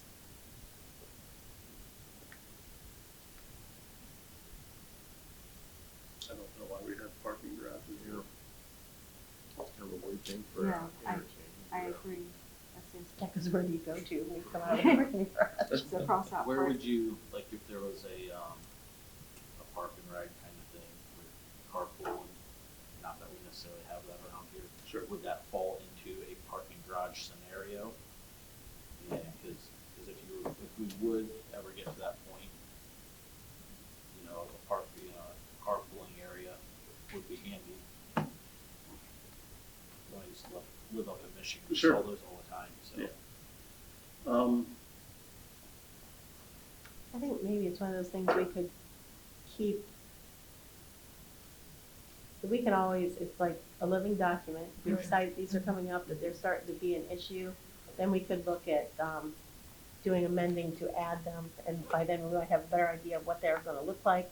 Yep. And where we'd wanna put them, so we could just sort of keep that in our back pockets, knowing that it could be something that comes along. That's fine. So you're saying at that point, remove the Parking garage, Parking garage. okay. What's funny is we talk about gas stations, but at this point, are we supposed to be including charging stations, or, Oh, I mean, it seems like that's, yeah. So, because I know we have, we just talked to someone today that wants to put charging stations in at one of the gas stations in Findlay, and we don't have any issue with that. We added charging stations as conditional uses in almost all in all the commercial, so C1, C2, C3, I1, I2, and office. But that's excluding residential. We considered those being personal use, and that's that's not regulated under this. How long does it take to charge a car? That's not, don't know. I'm just curious, There's fast charge. I mean, technology's getting better every day. I mean, I think some can charge rather quickly, 20 minutes, 30 minutes, 40 minutes. but you're sorry, we I have But- gas charge stations. 45. Mhm. I got a friend who's got an electric Mustang. Yeah. It takes her 45 minutes at a fast charge to fill it up. we all know what it takes in a gas station. It's 80 gallons. So, yeah, I don't have any, I mean, we don't differentiate a gas station and charging station. It's the same thing. So should that would be put in there, or? How about But had we gas allow the station flexibility to charging have it, stations? I mean, if you want to separate it out, I would allow it in any of the commercial. The B1, B2, B3, highway, and light industrial. And that way people can go do something else while they're waiting for their vehicle to charge. Let's go visit another shop or something. Yeah, I mean, And for the most part, we consider it an accessory use. So if Campbell's, if Cooper wanted to put them all over their parking lot, we would not say, well, that doesn't meet zoning. It's an accessory use to the primary use of the factory. But if there are more and more purely electric cars that need charging, they could develop easily as the same as gas stations that are Yeah. just charging ports. So So, standalone charging facilities are a conditional use in most of those. And we'll adjust it as needed, but but in the ES district, they should probably be just permitted uses, just like Yeah. gas stations. Sure, repair yeah. stations. Yeah. Because that's where they're gonna pull up, it seems like, Yeah. somebody out of town or whatever.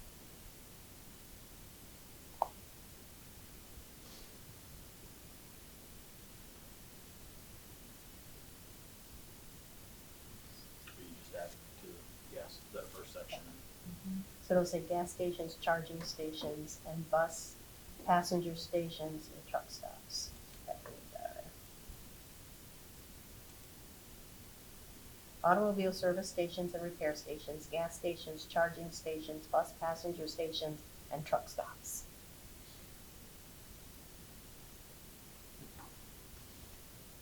Look at this, we're coming into the 21st century. Yeah, we're hip. We lost the dry goods and got charging stations. We carry on, or we're, Pony Express Depot. yeah, there we go. Staples. Okay, under 2, retail establishments to serve the needs of the highway travelers, including such facilities as, but not limited to, we took out drugstores, we left gift shops and restaurants. Is there anything else that you would wanna put in there as a?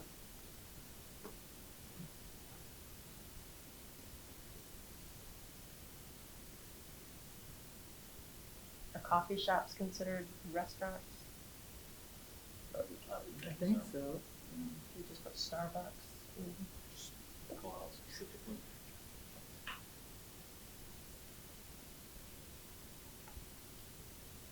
Okay, hotels, motels, transient lodging facilities, but not including tent sites. Do you want to exclude tent sites or put them in? I would just keep it motel, Yeah. motels, hotels, and Yeah. scratch the rest. Yeah, Oh, scratch out transient lodging. yeah, but then. Yeah. Yeah.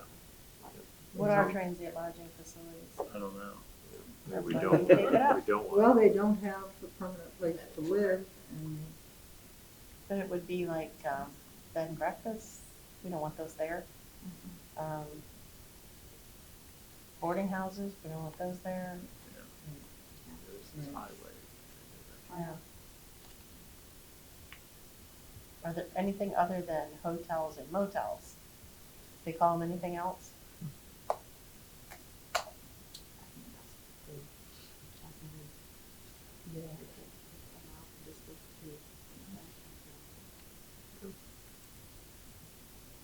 We on 4? Other uses similar to the above as determined after zoning commission approval. In determining that the uses are similar, the zoning commission shall find that the use will primarily serve the needs of automobile highway traffic. 5, accessory structures and uses customarily incident to the above permitted uses. Section 1102, required conditions. 1, barriers. All developments shall be physically separated from the feeder road by a curb and planting strip. Such barriers shall effectively eliminate unchanneled vehicle ingress or egress except for authorized access ways. 2, access ways. Each separate use, group of buildings, or grouping of uses as a part of a single planned development shall not have more than 2 access ways from a feeder road.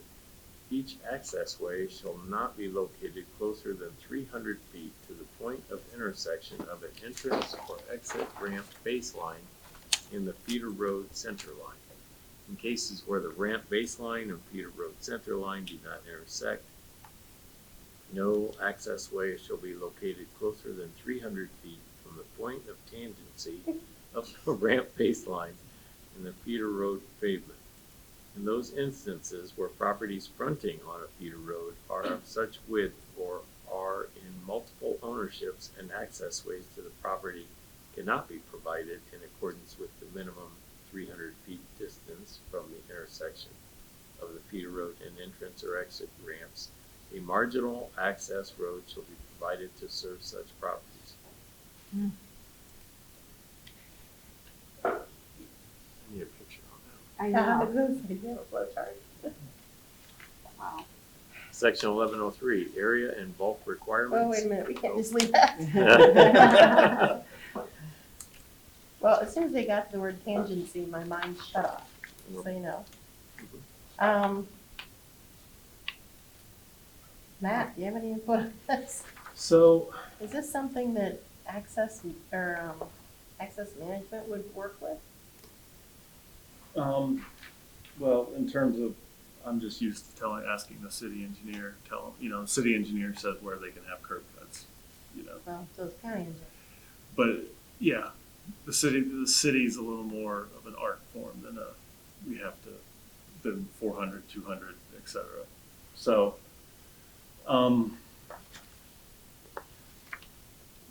this comes to kind of a little bit of the randomness of this document. This barrier, essentially we call this, there should be a parking lot setback for all parking lots, and it depends on, and that's what it's describing.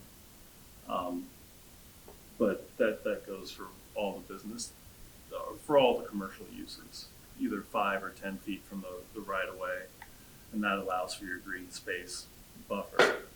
I think we'll get to that when we get to off-street parking rules. Yeah, There's another section about that. so yeah, I mean, honestly,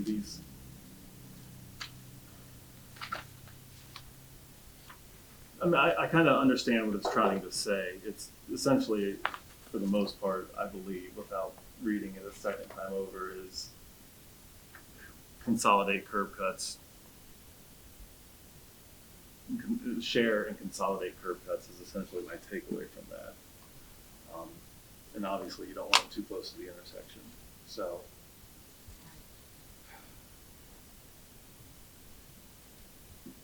I think, in some ways, I think some of these things we just have to let sit there as we go through, like you said, off-street parking. Maybe that's where all the off-street parking setbacks are, and then we don't need, We we might don't be need able one. to take this and simplify it a tad then. At the very least, it needs to be reworded but I think we just put a question mark by that to come back to. Mhm.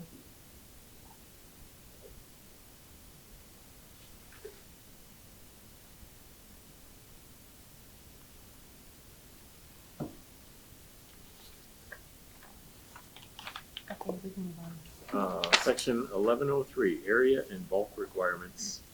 See Article 14, schedule of regulations limiting the height and bulk of buildings, the minimum size of lots by permitted land use, and providing minimum yard setback requirements. Okay, that's at page 34. Now, does every section refer to that? Yeah.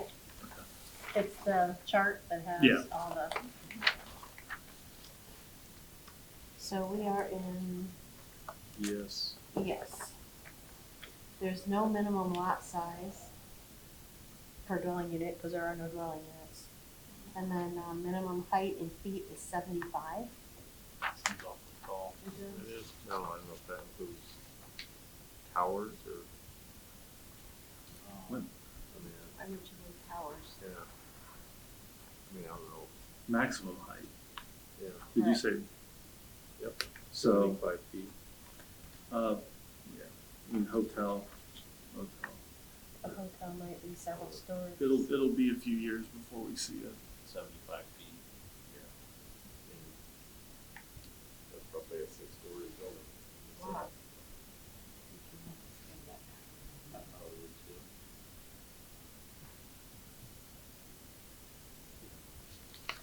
What's a 2-story building? Well, I mean, 30 feet would be close to being safe. Can you cross that 75 and make it 30? We might want more than a two-story building. Okay. Because some of the hotels are four Okay. stories. 40, 50? 40, 50. I'd say 50. I mean, Okay. you gotta think, I mean, it's the list of those things. Okay. And do we care if anyone builds, you know, it's limited to those things, so the chances of a 5-story truck stop are pretty minimal, you know? I would say 50 feet. Okay. That would probably allow for a 4-story motel or hotel. And I don't think you'd get a 50 in that. What's that? You couldn't get a 5-story in a No. 50, so. And 4-story might even be cutting it pretty close. Right. There is a, provision in I that says the zoning commission may permit structures higher than the maximum height standards, provided that all yard setbacks are increased equal to height of the proposed structures. Because right now, we have setbacks of 75 feet as well, all the way around, with 75 feet in height. So do you want to change those to 50 or keep them at 75? I think it makes sense to make it 50 at that point. And then there is that provision that if they come to you and they want high or taller, and you grant that it can be a taller building, they have to have the setbacks proportionately larger.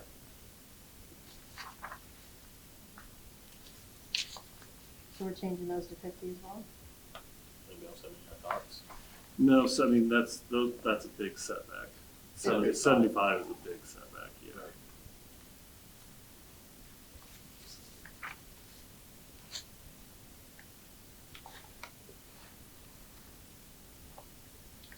They talked off-street parking,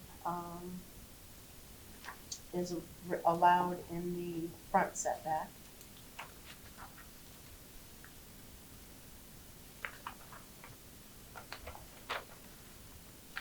With the 10 feet between the nearest point of the parking area and the right-of-way.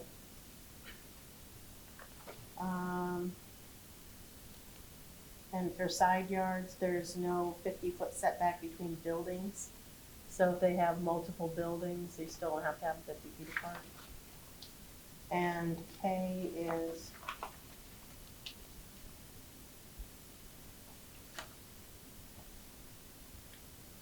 something about loading spaces and ratios. But they have a 50, I guess they're basically saying you can have loading docks in your 50-foot back section.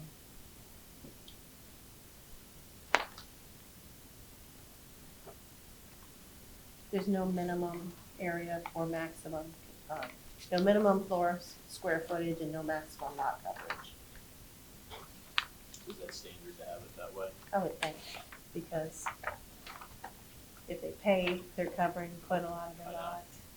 So we would have, It's gonna it be the would be, standard for yeah. those businesses. Yeah, And- we don't have any lot coverage Yeah. in the commercial, just residential. right. And just for context, Finley's C2 is 30-foot front yard, 25-foot side yard, 30-foot rear yard. So, C2, that would be basically RP3 on this. yeah, You said what number? or RP2. I mean, I'm fine with I think the 50 side yards, I would say 50. Oh, If you wanted to stay at 50, I'd go 50 front yard, 30 rear yard, 30 side yard. For the expressway service? Yeah, that's just my thought. Or 50 front, 50 rear, but the side yard, 50 is a lot. Okay. So take 30. 50 down to 30 on that one, on the side. Yeah, for the expressway, I think you'd be fine if you went 50 front, 50 rear, 25 side, 25. We're down to 25. or 30 side. Yeah, it's really 30. yeah.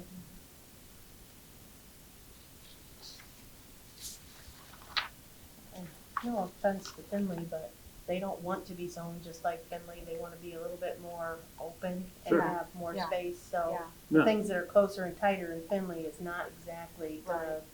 No, I understand. translate exactly here. So making it a little wider might fit more the concept of what you guys have been discussing. So we have a different standard, different place. Should we like 30? Yeah. Okay. Well, that's more the decision on how you do your, if you do it, you probably want to have it be appropriate. I mean, so, yes, most of your township will be zoned agricultural, but I'd say where you want the things, it should be able to be designed appropriately. So, but no, that's fine. I think more of that comes into how you adopt your map in what areas and the land use versus the standards. And since we just finished those before we start the industrial, do you have maps? Because we only have about, I have a child that I have to pick up here before his game ends, so. So, yeah, we were asked, I think this is the map, there's two here.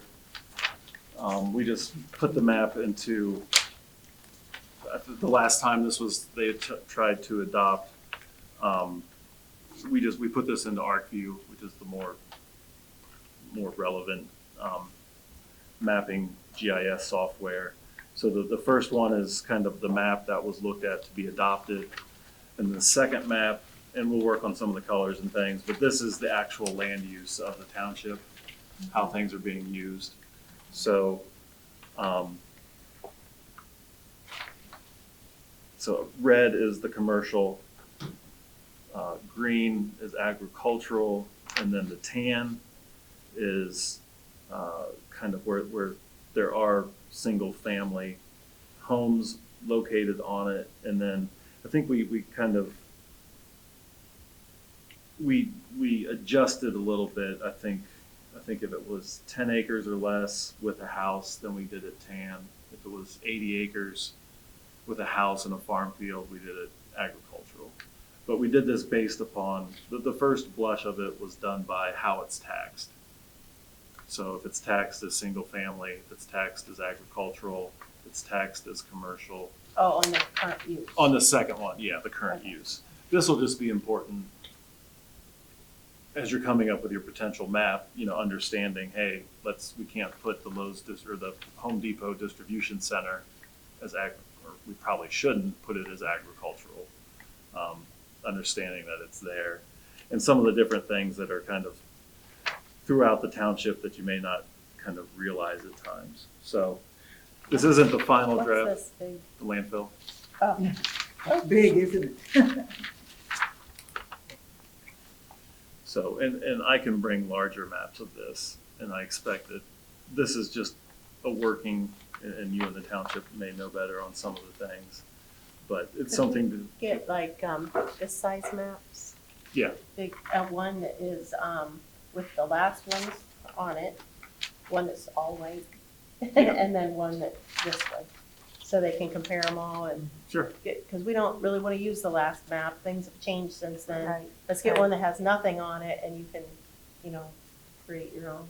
Oh, you wanted, well, okay, Do it with no districts on it, just white. just parcels. We can Yes. pull in the colors. And I'll bring the markers.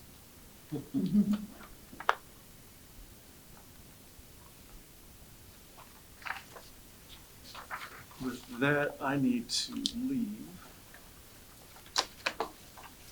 Next Thursday at 5, 5. All right. or this Thursday at 5. That's, whatever I said is what I Monday meant. and Thursday. Yeah, is what. Yeah, Thanks for your input. Yep. thank you. Thanks. Thank you.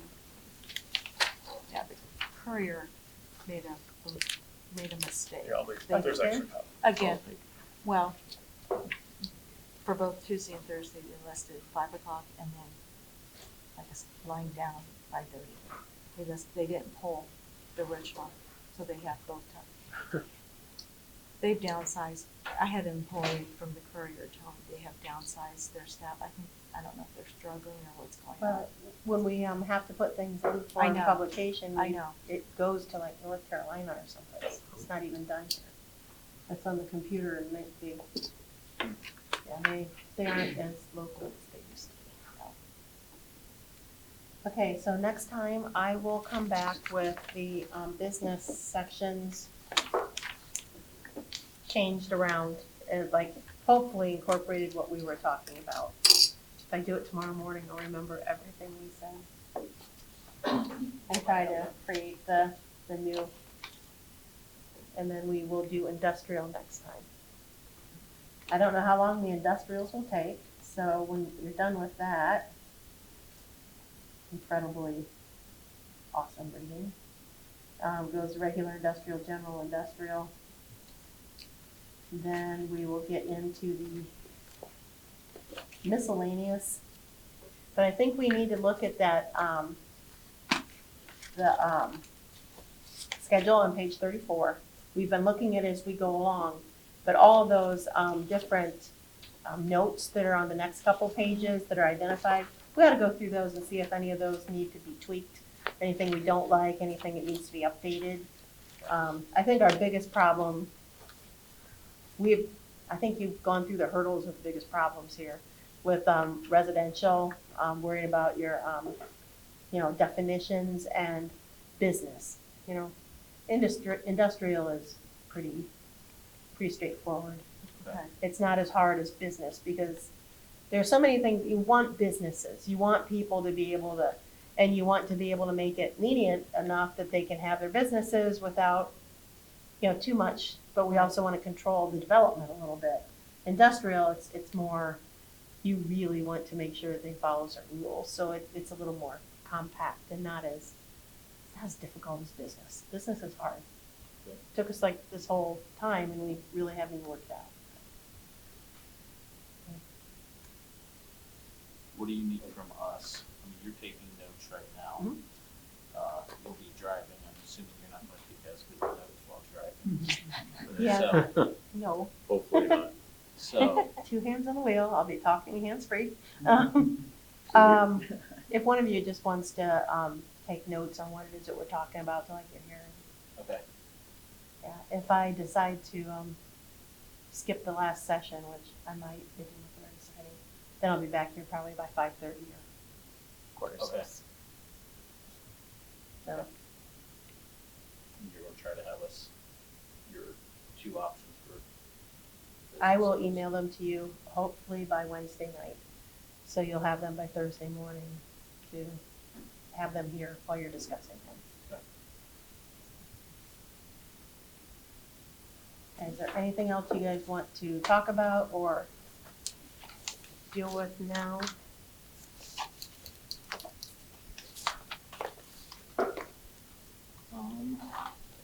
I don't remember which township I saw this in, but they had like, That's Eagle. you've seen this before. Do you like something like this added? Or? That's all they have. They don't have it in the other sections. It's like they look at that chart, if it's not on the chart, then they don't do it. They're a very different kind of book, different format. Okay. You can, if you want to, as a synopsis. Basically, it's just kind of like, you got all your districts here in, Glanville, and then they just gotta say where it's permitted. I think it's super easy to, at a quick glance, Yeah. but you're gonna miss a lot of stuff too. Yeah. Not everything. And the other thing was, regional planning uploaded all these on the internet. And they had that up there for several years with all the things scrambled, and you couldn't tell what lines things were supposed to be in. We had so many problems, because we had written copies that were right, the people were looking on there. Right. And we finally, they just had them take it off. They did their own, and then they scanned it in and said, put this scan on. Because it was, something happened in the formatting, and it was a mess. Yeah, I think it adds like a simplicity for people to look through and just like, yes, that can go there. But I don't wanna do it, if it adds confusion at a different level, it's not worth that either, so. That's, I think, one of those things, maybe we ought to wait until we get to the end That's- see about it. What I'm kind of planning is we're gonna go through all these things, we're gonna talk about them, we're gonna get the changes you want. Then I'm going to reprint for everybody all of it with the red line and the strikeouts. So you can all review, we'll review then what we've done. Anything we might think we want to revisit now because it's something we figured out later. We're doing that now a little, we're jumping back, but ooh, if we do this, we need to relook at these things. Yep. But, and then we can, at that, then we can look at doing something like that, because we'll summarize what we actually have. That- How much time does that take versus what we're doing right now? I think it won't take more than a meeting to go through it once we get the final draft, because we're going through, we won't have to reread it. We're skimming through, okay, yes, I Okay. see what we did here, you know, Okay. and make sure we're all on the same page and everything got put down like we were all thinking. I was gonna start handing them out in pieces, and I decided that's not a very good idea. Right. Because then I'm afraid we'll get confused, especially if we go back and we change something, then we've got different versions, and that gets very confusing. Yep. I would prefer to have all the confusing versions on my desk until I get the final version to give it to you. And then we'll get it, you know, we'll be ready then Sounds to good. put it into the final. A question that was brought up to me, lots that currently exist as residential, are they automatically grandfathered in, or do they? Okay, that's the way I understood it too, but I'm like, I just want to get clarification on that before. Okay. Mhm.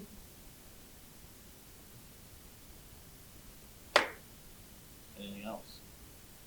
I like that Matt's here giving us, I do For too. sure. Yeah, that's helpful. however, he, you know, we do it this way at Finley. He's not on Finley zoning. Right. So we need to take a lot of it and really pick apart, because sometimes, you know, the way Finley can and should develop is Right. not what you guys want. Right. Because you don't want to be Right. Finley, that's part of the reason you want a zone. Right. Right. So let's keep that in mind, and Okay. Is there any days that people, you know, like last time you said there was a couple days that you said. Next week I won't be here, either day. So the 22nd, 25th.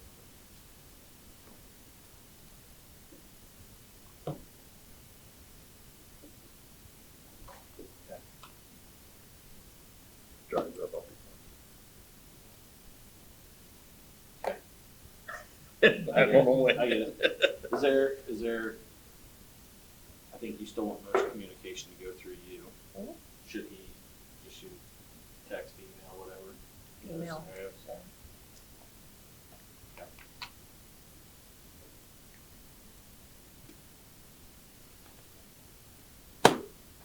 are we going to ask if there are any questions tonight from the people? Sure. It's up to you. As long as everybody's good with that. Yeah. Yeah.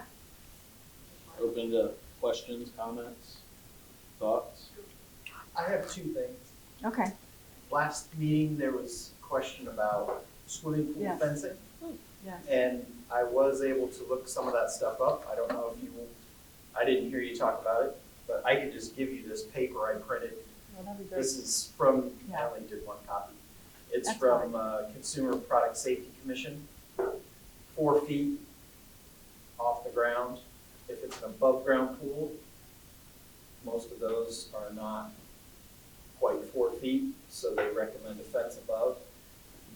And you need some way to put up the steps and lock them. If you can't, then you need fencing around that, around the steps. So just FYI, but I guess I'll hand this to you. Yeah, I'll take it, and then I'll make sure Okay. you guys. all The get other copies. thing, at the beginning, early in, you were talking about definitions of a pond. Mhm. I didn't understand that.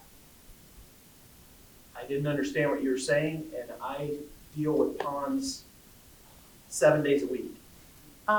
Right now, the section that they're gonna be coming to for ponds is very vague. It has no size limit on it. And Washington Township recently found that somebody made an application to build a 30-foot deep, 100-acre pond.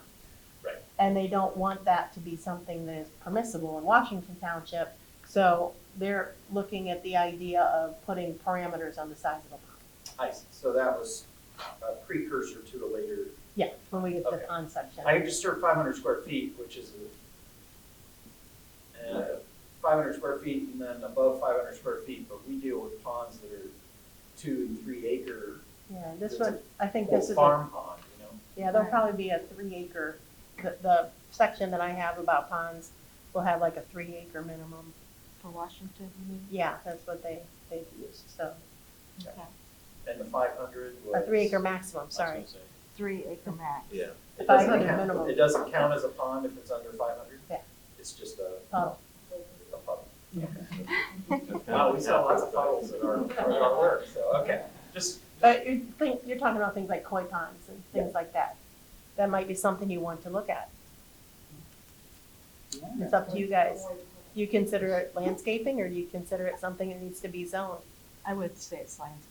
Probably. That's- I don't wanna regulate it. No. You know what I Right, mean? right, And 500 square feet is about half size. okay. So it'd be hard to have a pond. Probably the guy wouldn't get his, be whipping out the big pond this size.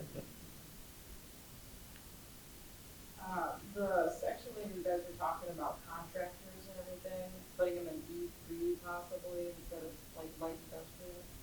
I feel like you should probably put them in light industrial unless there's like a size, like if you guys want to limit with a size.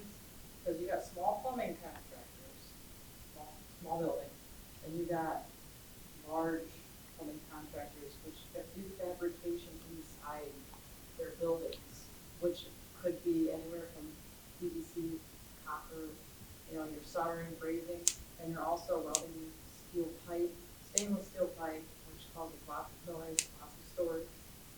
Cranes get involved, Brodersons get involved, you know, lifts get involved, so this is something to think about. Kind of keep it away from like the business and kind of keep it like more of an industrial setting. Because you got work brow, and they're a fabrication shop, and they have all their storage outside, and you can just see excavator buckets just lined up out the back. Yeah, it's kind of leaning in that direction too, that it's probably better in an industrial district. And I've worked Is in there a way a to lot tell, of like, the those square settings, footage? so. is there a way to throw like the square footage if it was like a smaller plumber versus a? or you don't Maybe really we can get into identify it? as not with fabrication shops or not with outdoor storage, not, you know, Yeah. Seems safe. You know, their office buildings are attached to those as well. yeah, almost always they aren't, don't have a separate office. It's like a lot of times it's not the office building, it's the concern, it's the, The other part. everything's sitting outside. Yep. Anybody else?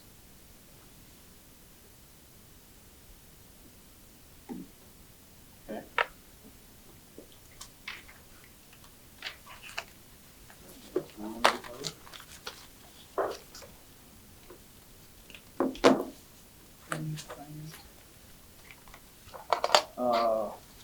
Do we want to, I'm gonna make the notation what time you came. Okay, in, that's fine. okay, If that's okay. Yeah, that's fine. You arrived at 6:15. The sun is staying up longer. That's the problem. Okay, okay, so do we want a motion to adjourn? Any other Make a business? motion. Any other business? what is, so next, on Thursday, we'll be going across B whatever's. Yeah, who and should I call industrial. to be able to, somebody have to put me on speaker for a little while? Call mine if you want. Okay. That'd be good. Okay. We'll cover P whatevers and industrial and definitions that go along with the, after page, whatever that is, 34, is it? Yeah, so Yeah, it'd be 35 and 36. the notes schedule of regulations, be the, all in that, so. I think until we work out what's going on with business, do the industrial and go over those Right. notes, that'll probably take our full time. Okay. But we are still moving pretty rapidly. Yep. You're doing pretty well. Is there anything we should cover since you're on the road that would just help you out if we covered something else besides what you really want to get involved in? No, I Doesn't carry on a lot of business talking. Okay. You need a chauffeur. I do. Self-driving car. All right, I think I'm good. Happy with it? I make a motion to adjourn. Okay, Second that. okay. And everyone agree, all in favor? Aye. Aye, motion passed.